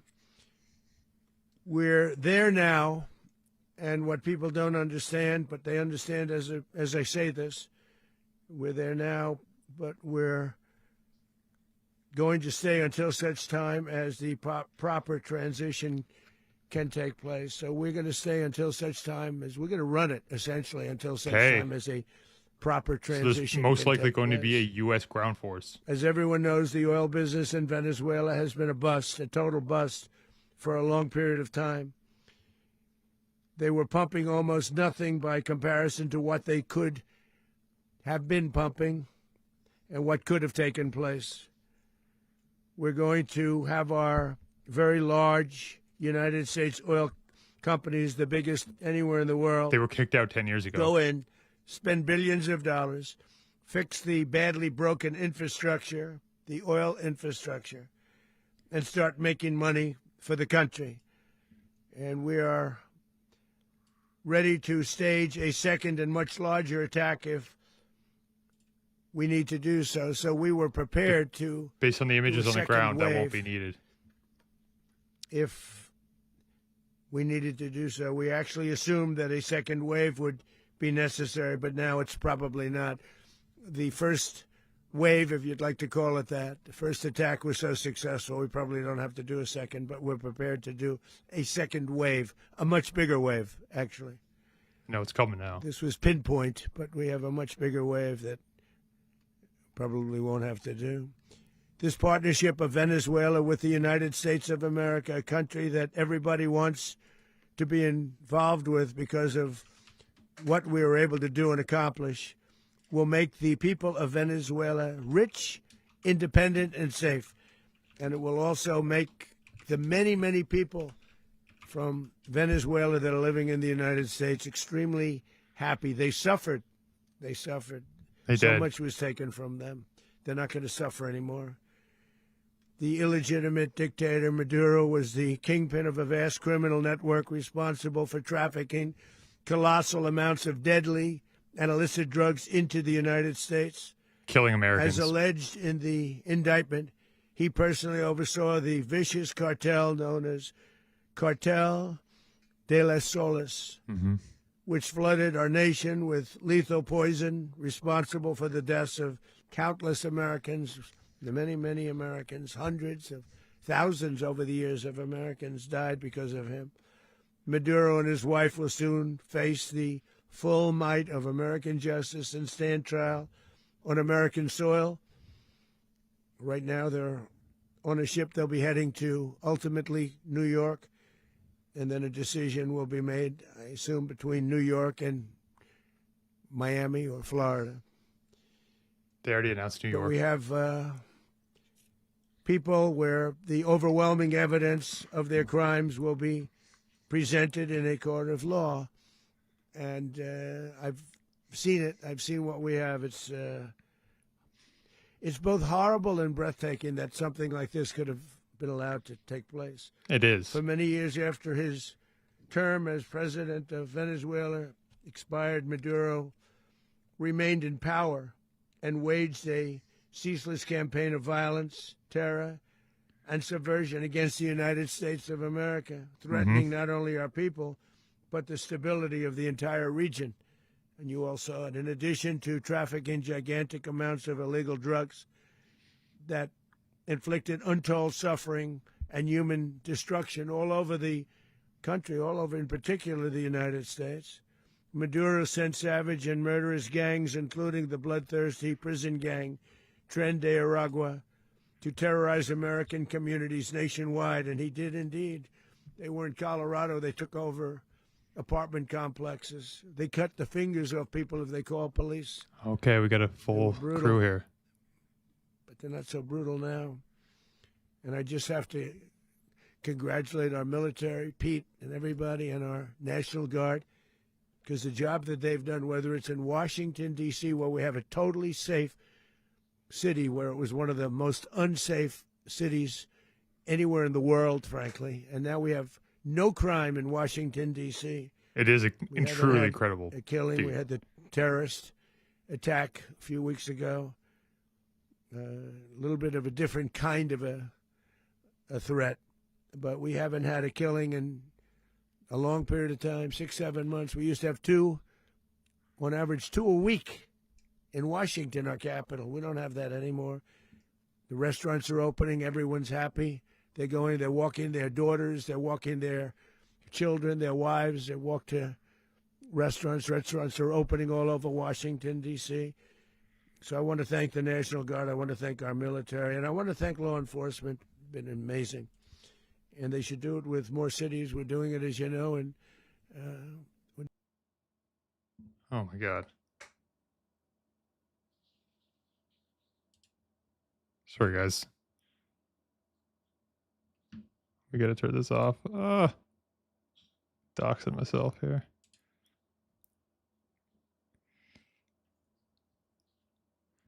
Oh, no.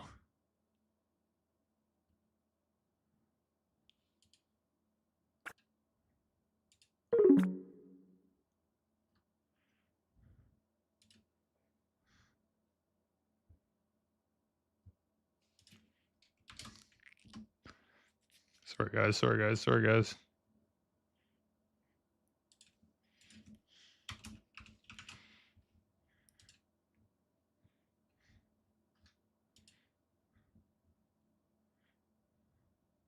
The governor was a disaster, and the mayor was a disaster. But it knocked down crime. But we're pulling out of there. When they need us, we'll know.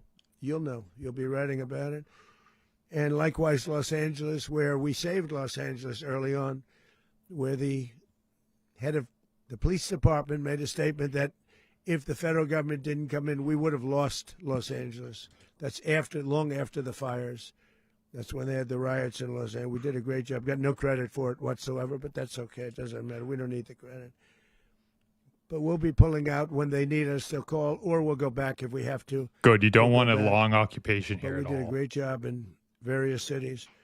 But the place that we're very proud of is Washington, D.C., because it's our nation's capital. We took it from being a crime-ridden mess to being one of the safest cities in the country. But the gangs that they sent raped, tortured, and murdered American women and children. They were in all of the cities I mentioned, Tren de Aragua. And they were sent by Maduro to terrorize our people, and now Maduro will never again be able to threaten an American citizen or anybody from Venezuela. There will no longer be threats. For years I've highlighted the stories of those innocent Americans whose lives were so heartlessly robbed by this Venezuelan terrorist organization. Really one of the worst. One of the worst, they say the worst.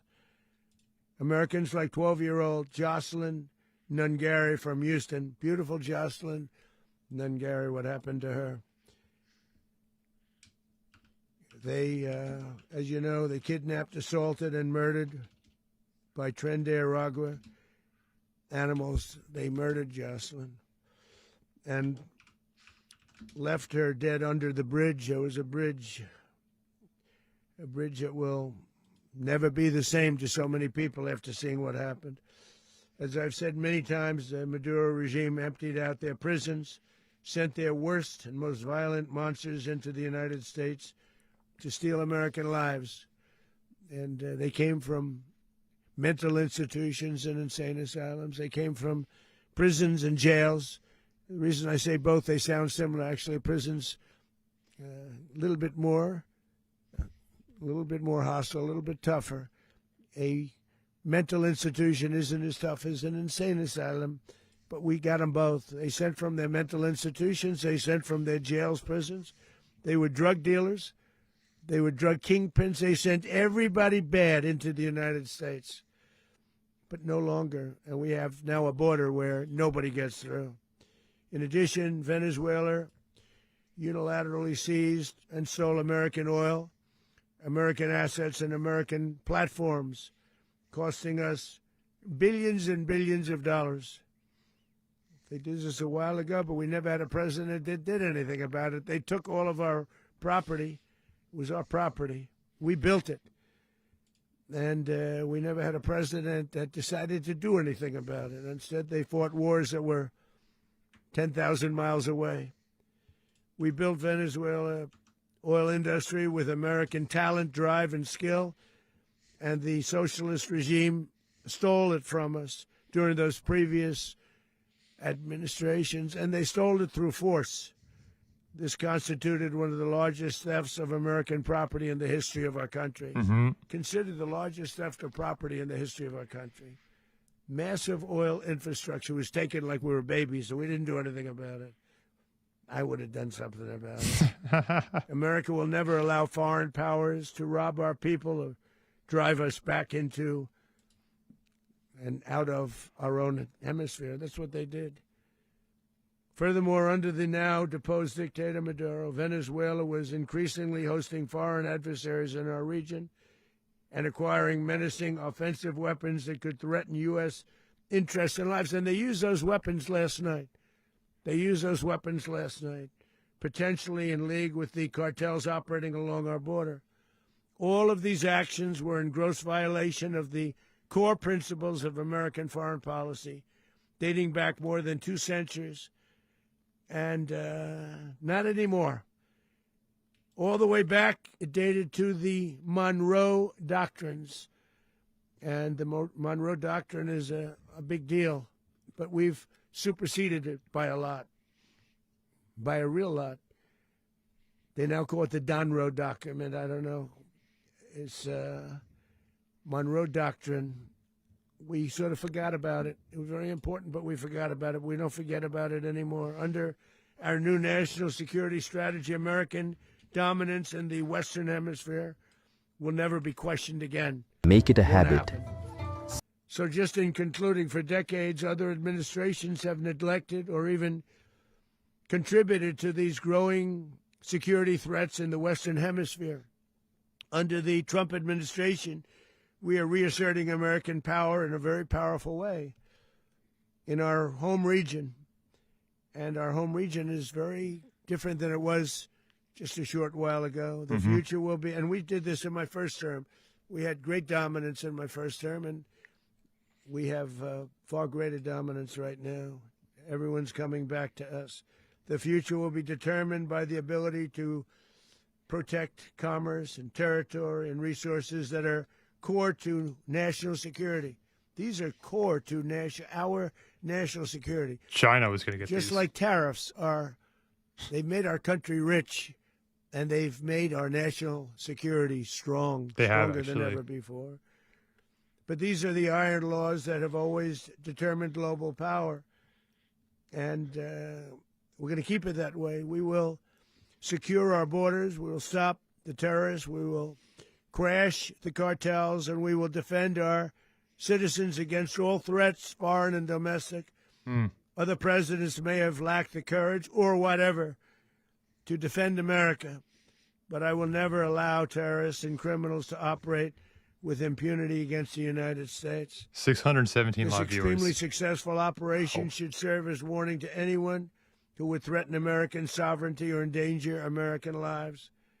Very importantly, the embargo on all Venezuelan oil remains in full effect. The American Armada remains poised in position, and the United States retains all military options until United States demands have been fully met and fully satisfied. All political and military figures in Venezuela should understand what happened to Maduro can happen to them, and it will happen to them. A message across the world. If they aren't just, fair, even to their people. The dictator and terrorist, Maduro, is finally gone in Venezuela. People are free. They're free again. It's been a long time Party for them, on the but streets they're free. if you're just joining America us. is a safer nation. This morning, it's a prouder nation this morning because it didn't allow this horrible person and this country that was doing very bad things to us. It didn't allow it to happen. And the Western Hemisphere is right now a much safer place to be. So I want to thank everybody for being here. I want to thank General Raisin Kane. He's a fantastic man. I've worked with a lot of generals. I worked with some I didn't like. I worked with some I didn't respect. I worked with some that just weren't good. But this guy is fantastic. I watched last night one of the most precise attacks on sovereignty. I mean, it was an attack for justice. And I'm very proud of him, and I'm very proud of our Secretary of War, Pete Hegseth, who I'm going to ask to say a few words. I want to Thank you hear very the much. details of the actual attack itself. What was encountered? Who was involved? Was it the Marine Thank you, Corps? Mr. President. Finally, a commander-in-chief the world respects and the American people deserve. And as the President said, words can barely capture the bravery and the power and the precision of this historic operation. A massive joint military and law enforcement raid flawlessly executed by the greatest Americans our country has to offer. American warriors are second to none, the best in the world and the best of our country. Yep. What all of us witnessed last night was sheer guts and grit, gallantry. Great sacrifice, incredible bravery.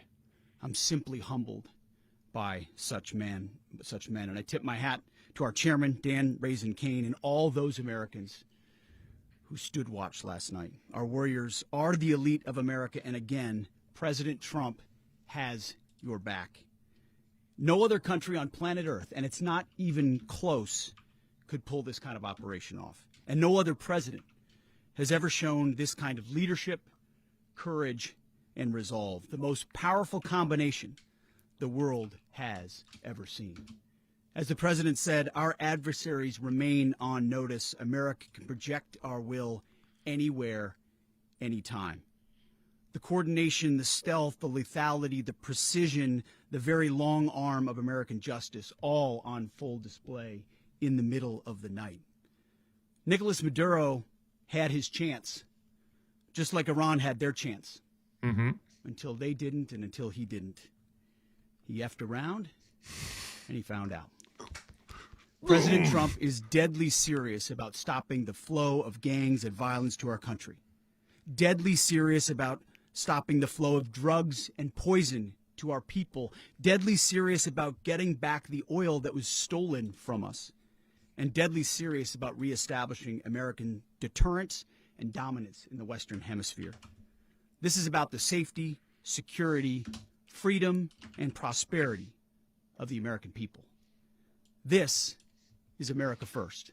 It is. This is peace through strength. And the United States War Department is proud to help deliver it. Welcome to 2026. And under President Trump, America is back. I'd like to welcome now our Chairman Raising That doesn't Cane. give you chills? A few more details about the operation, Mr. Chairman. Okay, now we'll hear the operation details. This is where I want to hear. Thank you, Mr. Secretary. Thank you, Mr. President, and good morning. Last night, on the order of the President of the United States and in support of a request from the Department of Justice, as the President said, the United States military conducted an apprehension mission in Caracas, Venezuela, to bring to justice two indicted persons, Nicolás and Cecilia Maduro. This operation, known as Operation Absolute Resolve, was discreet, precise, and conducted during the darkest hours of January 2nd and was the culmination of months of planning and rehearsal, an operation that, frankly, only the United States military could undertake. What I'd like to do this morning is talk to you through some of the preparation and the details without compromising any of our tactics, techniques, and procedures. There is always a chance that we'll be tasked to do this type of mission again. Our interagency work began months ago and built on decades of experience of integrating complex air, ground, space, and maritime operations. While the past 2 decades have honed the skills of our special operations forces, this particular mission required every component of our joint force, with soldiers, sailors, airmen, Marines, and Guardians working in unison with our intelligence agency partners and law enforcement teammates in an unprecedented operation. We leveraged our unmatched intelligence capabilities and our years of experience in hunting terrorists, and we could not have done this mission without the incredible work by various intelligence agencies, including the CIA, NSA, and NGA. We watched, we waited, we prepared, we remained patient and professional. This mission was meticulously planned, drawing lessons from decades of missions over the last many years, many missions over these last many years. This was an audacious operation that only the United States could do. It required the utmost of precision and integration within our joint force. And the word integration does not explain the sheer complexity of such a mission. An extraction so precise it involved more than 150 aircraft launching across the Western Hemisphere in close coordination, all coming together in time and place to layer effects for a single purpose, to get an interdiction force into downtown Caracas while maintaining the element of tactical surprise. Failure of one component of this well-oiled machine would have endangered the entire mission, and failure is never an option for America's joint force. Those in the air over Caracas last night were willing to give their lives for those on the ground and in the helicopters. Let me talk a little bit about the preparation. After months of work by our intelligence teammates to find Maduro and understand how he moved, where he lived, where he traveled, what he ate, what he wore, what were his pets, in early December, our force was set pending a series of aligned events. Key was choosing the right day to minimize the potential for civilian harm and maximize the element of surprise, and minimize the harm to the indicted personnel so, as the President said, they could be brought to justice. Check, check, check. And as the President said earlier today, weather in Venezuela is always a factor this time of the year. And over the weeks through Christmas and New Year's, the men and women of the United States military sat ready, patiently waiting for the right triggers to be met and the president to order us into action. Last night, the weather broke just enough, clearing a path that only the most skilled aviators in the world could maneuver through. Ocean, mountain, low cloud ceilings. But when tasked with a mission, this organization does not quit. At 10:46 p.m. Eastern Time last night, the president ordered the United States military to move forward with this mission. He said to us, and we appreciate it, Mr. President, good luck and Godspeed. And those words were transmitted to the entire joint force. Over the course of the night, aircraft began launching from 20 different bases on land and sea across the Western Hemisphere. In total, more than 150 aircraft, bombers, fighters, intelligence, reconnaissance, surveillance, rotary wing were in the air last night. Thousands and thousands of hours of experience were airborne. Our youngest crew member was 20, and our oldest crew member was 49, and there's simply no match for American military might. As the night began, the helicopters took off with the extraction force, which included law enforcement officers, and began their flight into Venezuela at 100 feet above the water. Who were the law enforcement officers? As they approached Venezuelan shores, the United States began layering different effects provided by Spacecom, Cybercom, and other members of the interagency to create a pathway. Overhead, those forces were protected by aircraft from the United States Marines, the United States Navy, the United States Air Force, and the Air National Guard.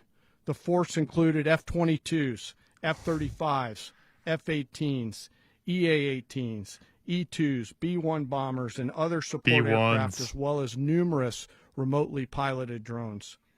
As the force began to approach Caracas, the Joint Air Component began dismantling and disabling the air defense systems in Venezuela, employing weapons to ensure the safe passage of the helicopters into the target area.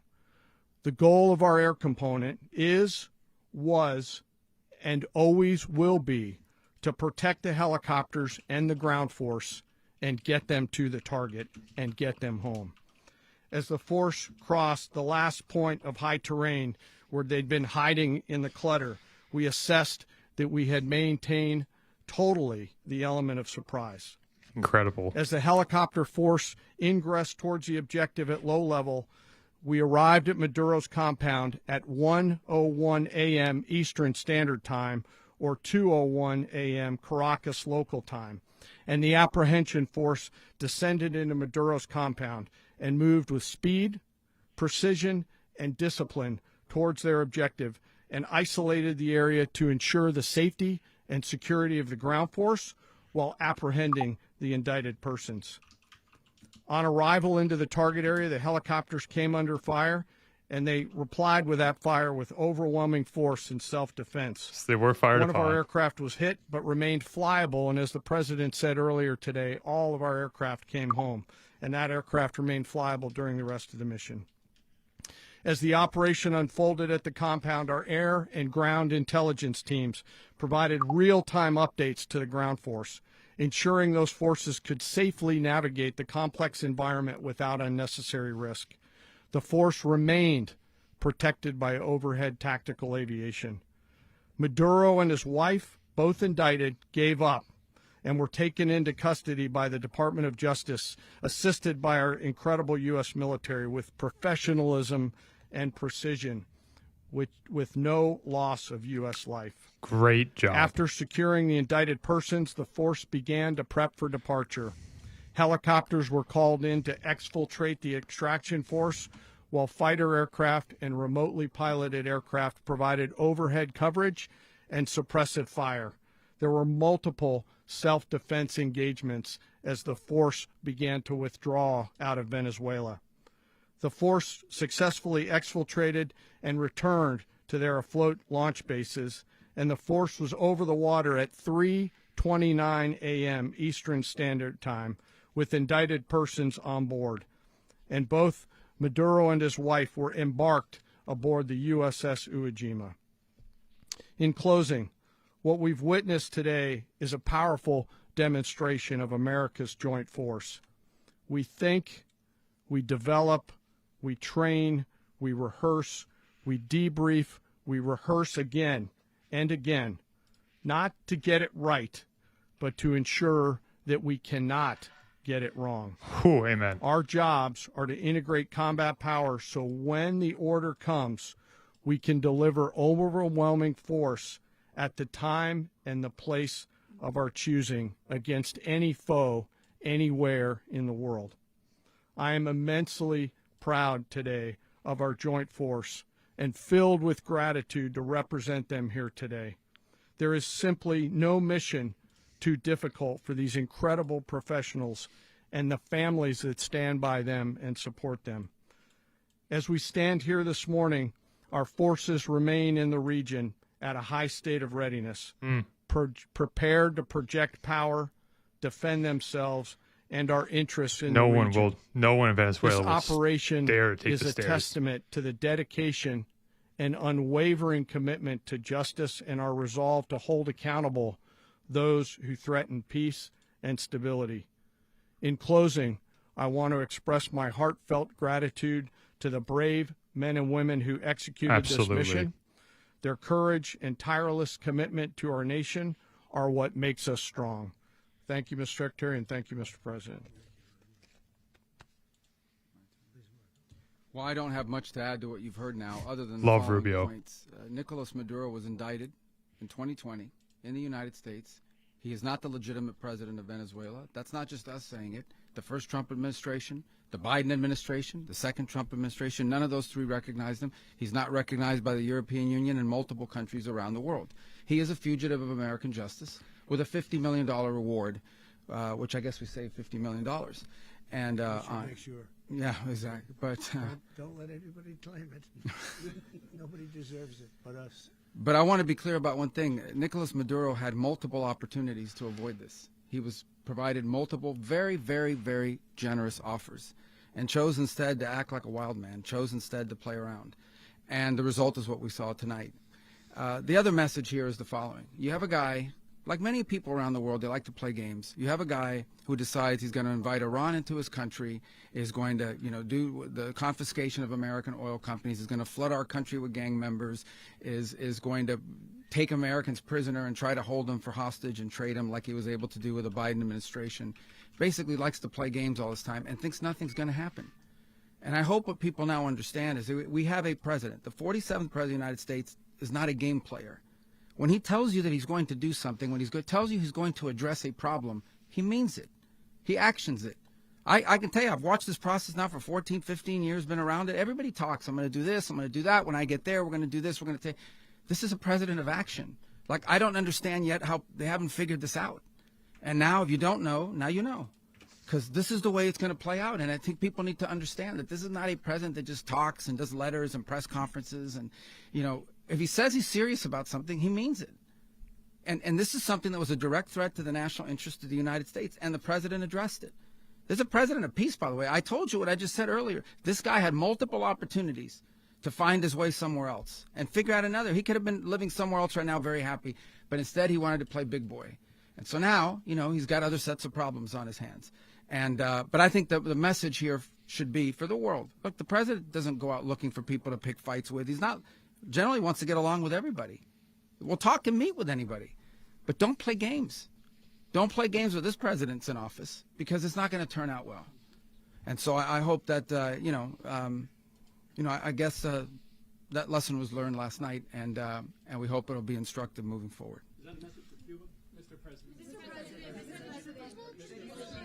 Questions now. Let's see. Please. Well, we're going to be running it with a group, and we're going to make sure it's run properly. We're going to rebuild the oil infrastructure, which will cost billions of dollars. It'll be paid for by the oil companies directly. They will be reimbursed for what they're doing, but it's going to be paid. And we're going to get the oil flowing the way it should be. As you know, it was just a minor flow. It was actually a minor flow for what they have. But we're going to run it properly, and we're going to make sure the people of Venezuela are taken care of. We're going to make sure the people that were forced out of Venezuela by this thug are also taken care of. President, does the U.S. running the country mean that U.S. troops will be on the ground? How will that work? Well, you know, they always say boots on the ground. Oh, so we're not afraid of boots on the ground if we have to have. We had boots on the ground last Interesting. night at a very high level, actually. We're not afraid of it. We don't mind saying it, but we're going to make sure that that country is run properly. We're not doing this in vain. This is a very dangerous attack. This is an attack that could have gone very, very badly. Could have gone very badly. We could have lost a lot of people last night. We could have lost a lot of dignity. We could have lost a lot of equipment. The equipment is less important, but we could have lost a lot, and we're going to make sure that this is proper. We're there now. We're ready to go again if we have to. We're going to run the country right. It's going to be run very judiciously, very fairly.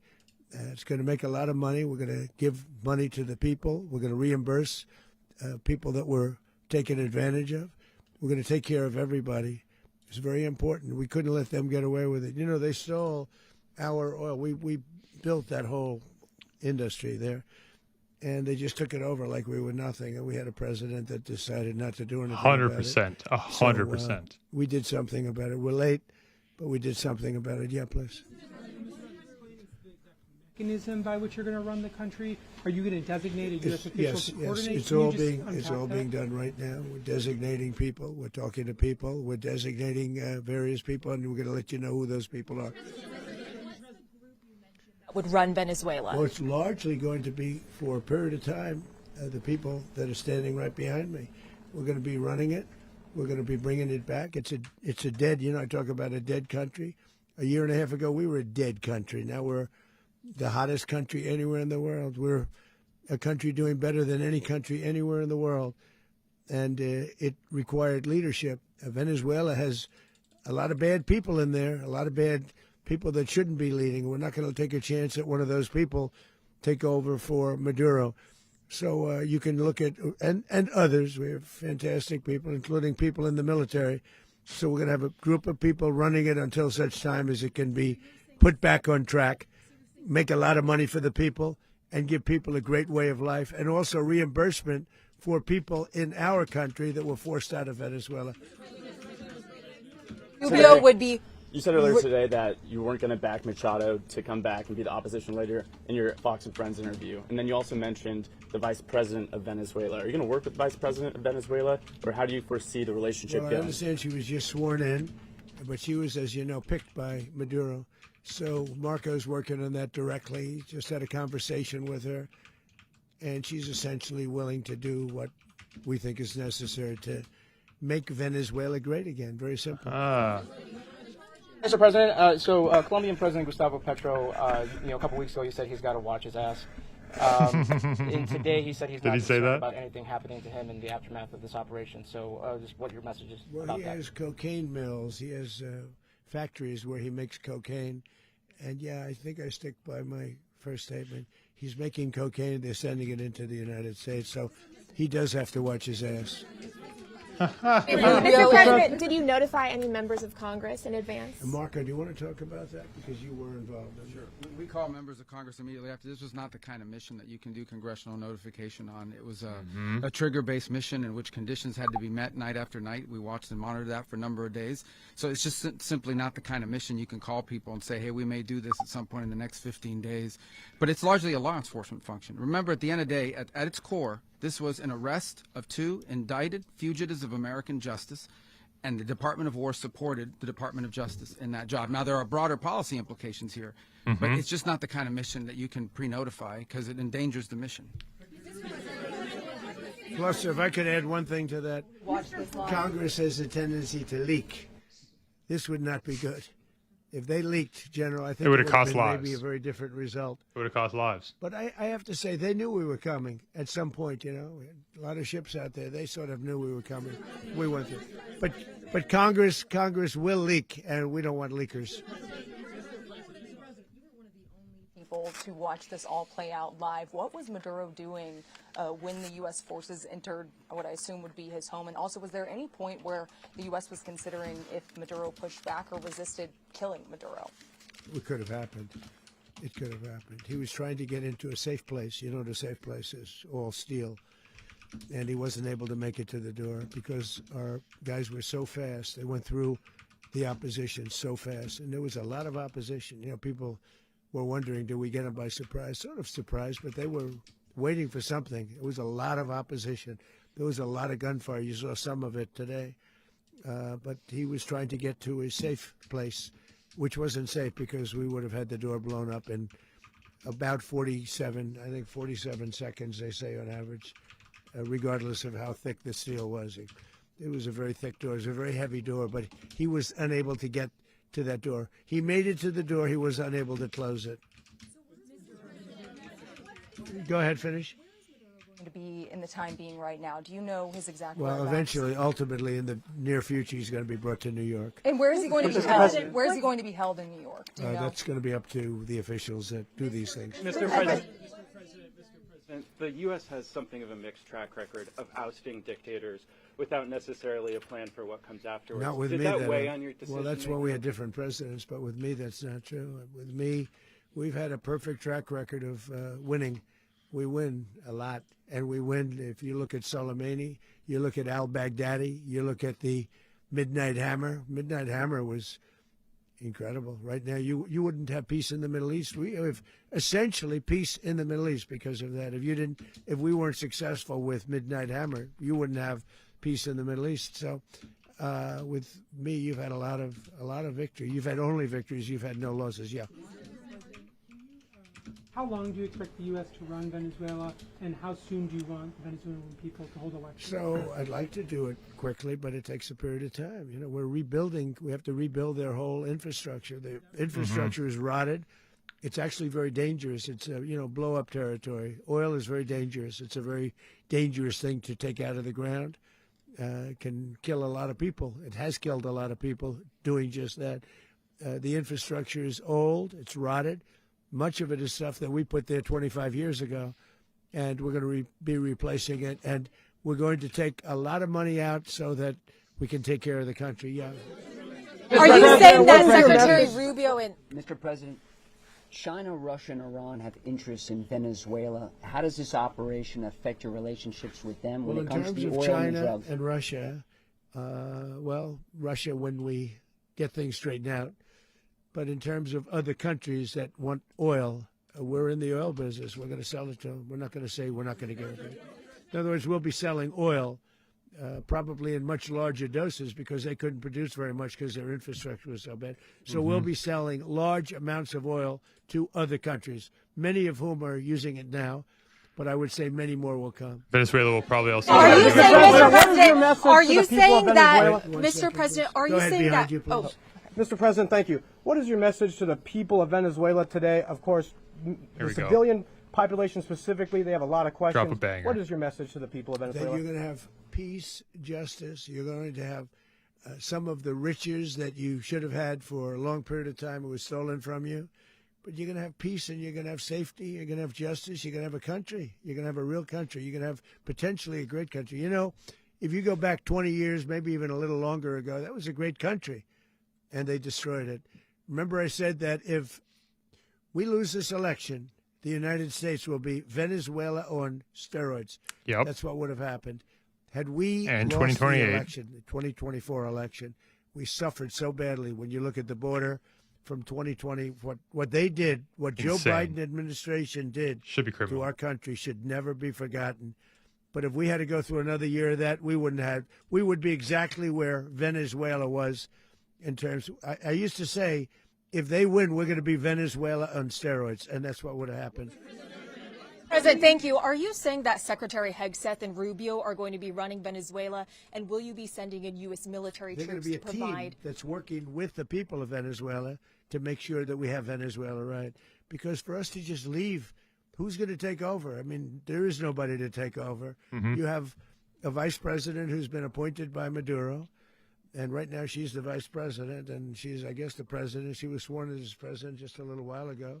She had a long conversation with Marco, and she said, we'll do whatever you need.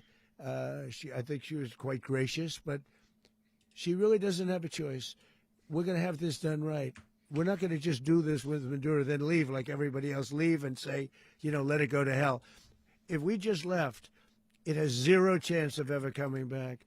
We'll run it properly. We'll run it professionally. We'll have the greatest oil companies in the world go in and invest billions and billions of dollars and take out money, use that money in Venezuela.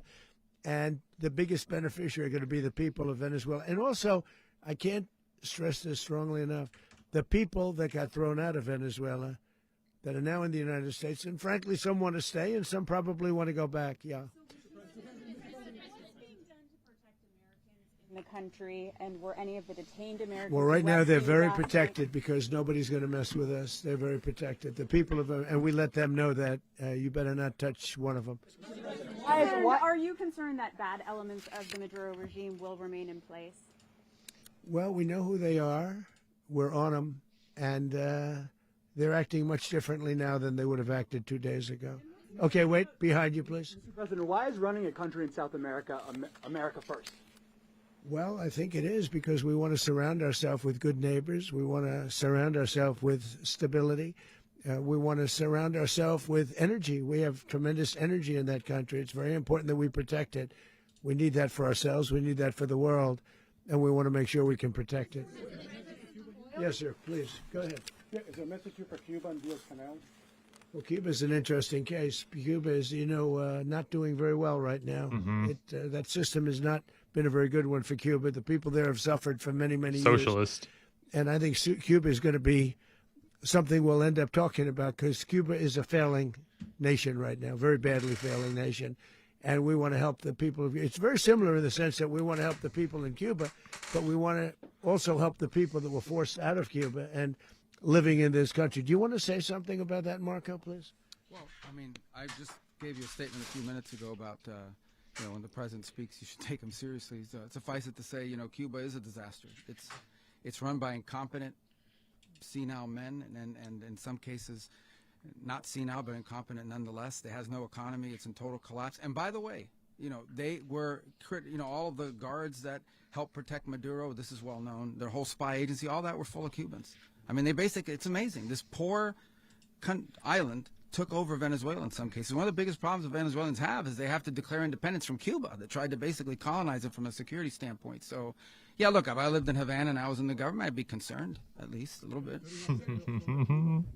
FAFO. Well, the president already announced a week ago that anything that's sanctioned, it's sanctioned oil, it's not going to be allowed to get there. So that's a pre-existing. The answer is yes. Yes.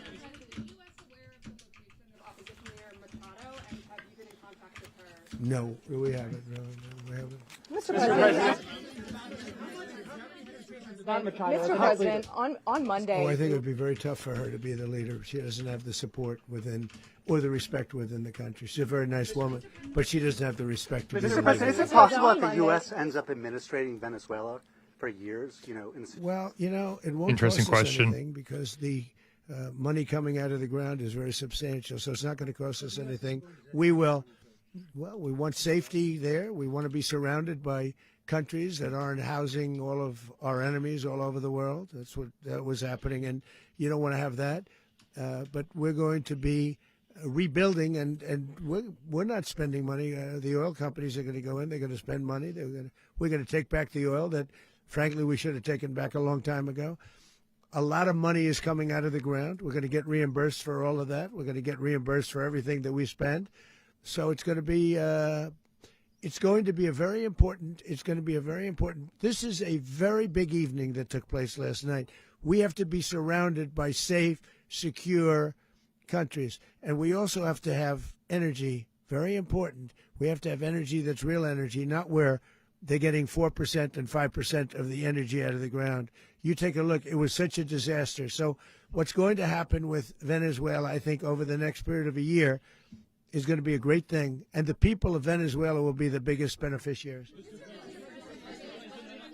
Going to send in the U.S. military. Mr. President, thank you. What did you last speak to Maduro about when you spoke? And is the Well, US I don't want to get war into with the Venezuela? conversations, but I did have conversations with him, and I said, you got to surrender. And I actually thought he was pretty close to doing so, but now he wished he did, yeah. You said that Maduro is responsible for drug trafficking. You recently pardoned the former president of Honduras, who was convicted of many drug trafficking. Can you explain how these two situations are different? And would you ever pardon Maduro? I endorsed, as you know, the winning president, the man who won in Honduras. I endorsed the man who won in Chile. I endorsed the man who won in Argentina. And we are doing very well with that whole group. What the man that I pardoned was, if you could equate it to us, he was treated like the Biden administration treated a man named Trump. That didn't work out too well for them. This was a man who was persecuted very unfairly. He was the head of the country. He was persecuted very unfairly. And there are a number of them. And we felt that it was a very unfair situation that happened to him. He's also a party member of the man who won. So obviously the people liked what I did. And one of the reasons that was done is because of the fact that the party in power felt very strongly that that man was treated very badly. I studied it very quickly, and then I studied it in great detail. I went to a lot of the people standing behind me, and they felt that that man was persecuted and treated very badly. That's why I gave him a pardon. You referenced boots on the ground earlier. Can you just sort of button this up? Do you envision the U.S. military having a presence in Venezuela as the U.S. runs that Well, country? no, we're going to have a presence in Venezuela as it pertains to oil, because we have to have, we're sending our expertise in. So you may need something, not very much. But no, we're going to be taking out a tremendous amount of wealth out of the ground. And that wealth is going to the people of Venezuela and people from outside of Venezuela that used to be in Venezuela. And it goes also to the United States of America in the form of reimbursement for the damages caused us by that country. So I want to thank you all very much. Thank you. Do you have one? Yes, please. You were so nice before. I'm going to give you the final question. Unless it's a bad question, in which case I'll go one word. It's about who? It's about Putin, if you want. About Putin. Well, that's always nice to talk about Putin.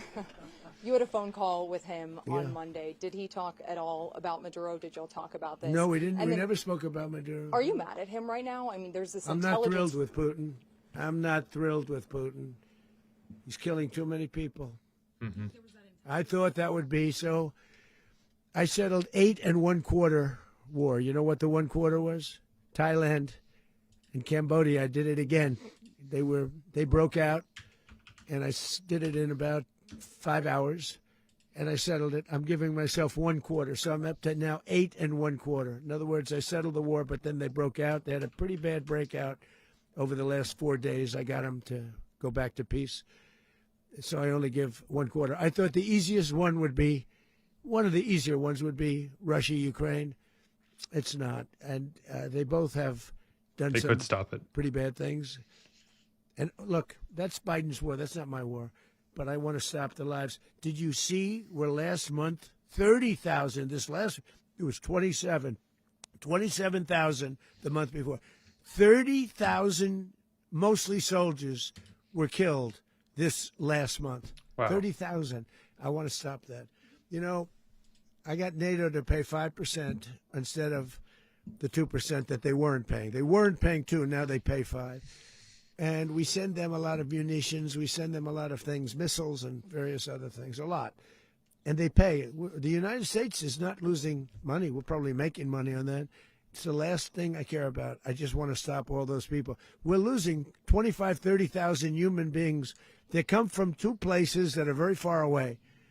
But if I can stop, because it's something I've been pretty good at doing, deals, I guess. It's all a deal. Life is a big deal. But if I can stop that war and stop 30,000 young people, in addition to the fact that people are being killed in Kiev, people are being killed in other cities throughout, a much smaller number, but they're being killed, viciously killed. So I'm not happy about it. I thought that would be something that would get solved. We have Mr. Witkoff here. I think that we're making progress, but that's a war that should have never happened. If I were president, it would have never happened. Putin says it. Everybody says it. If I were president, that would have never happened. But I inherited that war. That was Joe Biden, Zelensky, and Putin. I came into the situation, and it's a mess. And I will say this. I watched an operation last night that was so precise, that was so brilliant. I mean, it was incredible. If we had our people, like this general and our people involved, that war would not have gone on very long, that I can tell you. That war, to use an old term, that war has become a bloodbath, and we want it to get stopped. Thank you very much, everybody. All right. There we have it, guys. I mean, I've been scrolling through Twitter here, and the Democrats are just trying to get whatever ammunition they can to blame Trump, and it's so just them grasping. It's just grasping for something to criticize. That's what they need to do. It's the only way that they can try to claim any type of victory in this. I mean, it's insane that they're trying to say that this is a bad act, which I think is going to backfire big time. Sorry guys, why can't we? Oh, I got this hid. I've been tweeting a bit. Like this is this one here. So they are admitting that this is a bad person, but then they're trying to drum up that this is an illegal war, a brazen illegal escalation. But I did some research here. So they're trying to say this is an unconstitutional act and that Trump should be held accountable for this. However, 43 of 45 U.S. presidents have authorized military action abroad without formal congressional declaration of war. Pretty much all of them, with the exception of 2 who were in there for short terms. Obama and Libya. I mean, there's just Kennedy in Cuba, Truman, Korea. It's such a common thing, and it's just they're just trying to. The media is going to be all over this. CNN will be all over it. But anyways, this has been a great stream. It's been really fun to talk to y'all. So thanks for tuning in again. We'll look at a couple more things here to see what the reaction to that stream was.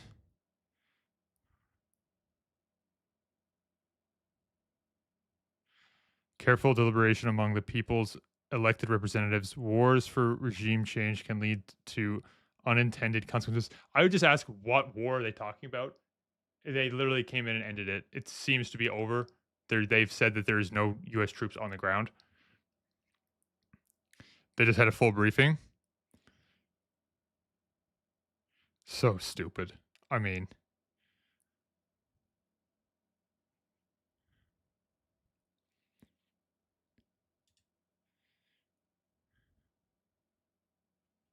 it is. This is true by Candace Owens here.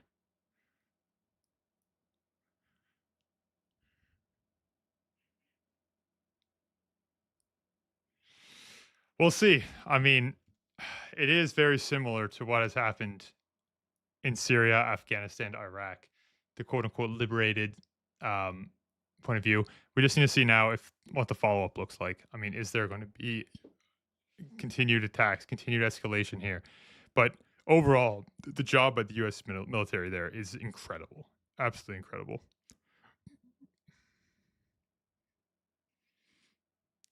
Trump said, we are going to run Venezuela now. What the fuck? Attacking Venezuela and kidnapping their leader is already insane. Like, shut up. He's a ruthless dictator who provides drugs and suppresses his people. But now we're going to run the whole country. That's ludicrous. With who? Our troops? Do we have a plan for their insurgency? This is insanity. So I don't know what does he just watch the same press conference that we watch? Because that is not at all what they just said. So, Rand Paul. Great. I actually want to read this. I don't have it. Yes, I do. Okay. This will be a read later. Ha ha ha ha ha. Antipapiano. Great tweet. Great tweet. New year, new me. I mean, get him out of here. Great job. Dear President Trump, after a brilliant, he is a partner at Sequoia, great outspoken person. Really respect his work. Dear President Trump, after a brilliant success of your midnight raid in Venezuela, can you please do your next one at Colombia? He talked about this on stream. On the stream, said he better watch his ass, I believe was the exact quote. Maybe paraphrasing, but I can see that happening as well. I mean, the success of this, there's no zero cost to the U.S. Now people in the streets of Venezuela partying. I mean, absolutely. If you can free another dictatorship and just improve the influence of the United States and Western powers, why wouldn't you? China and Russia would do it. Why shouldn't we?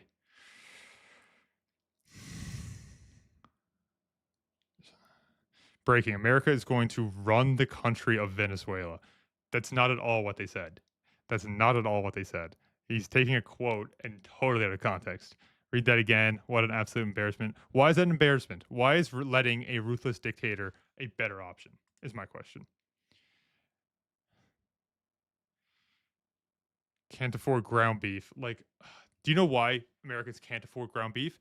Because Biden printed trillions of dollars to try to fight inflation. The only thing that causes inflation is printing of money. And do you know what would cause this to go down? By increasing our oil output, cheap energy, technology, everything your party is against is exactly the solution we're looking for here. It enrages me that these idiots will say stuff like this. Enrages me. Country until such time as we can do a safe, proper, and judicious transition. So we don't want to be involved with having somebody else get in, and we have the same situation that we had for the last 100%, long period of 100%. years. So we are going to run the country. We're going to run the country until such time as we can do a safe, proper, and judicious transition. So we don't want to be involved with having somebody else get in, and we have the same situation that we had for the last long period of years. This morning, I was briefed on the developments in Venezuela with Nicolás Maduro, following President Trump's flagrant abuse of power by acting without congressional approval. New York is home to a vibrant Venezuelan community, and I guarantee you every single one of them are in support of this. And I stand with families here and abroad in their hopes for a better, more stable future. While there are no credible threats to New York at this time, state police are coordinating with our partners in law enforcement to monitor the situation, keep New Yorkers safe. It's not 43 out of 45 presidents ever sat in the White House have done the exact same thing. So why is Trump's now in a legal effect? If you bring this to Congress, Venezuela knows this is happening. And there is bodies, there is you cannot go in there. He moves. It does not work. It does not work. So the alternative that they want is a long, drawn-out war that makes Trump look bad. This makes Trump look awesome, and that's why they're out against it. Because it was the absolute right decision to make. Trump, is this a real tweet?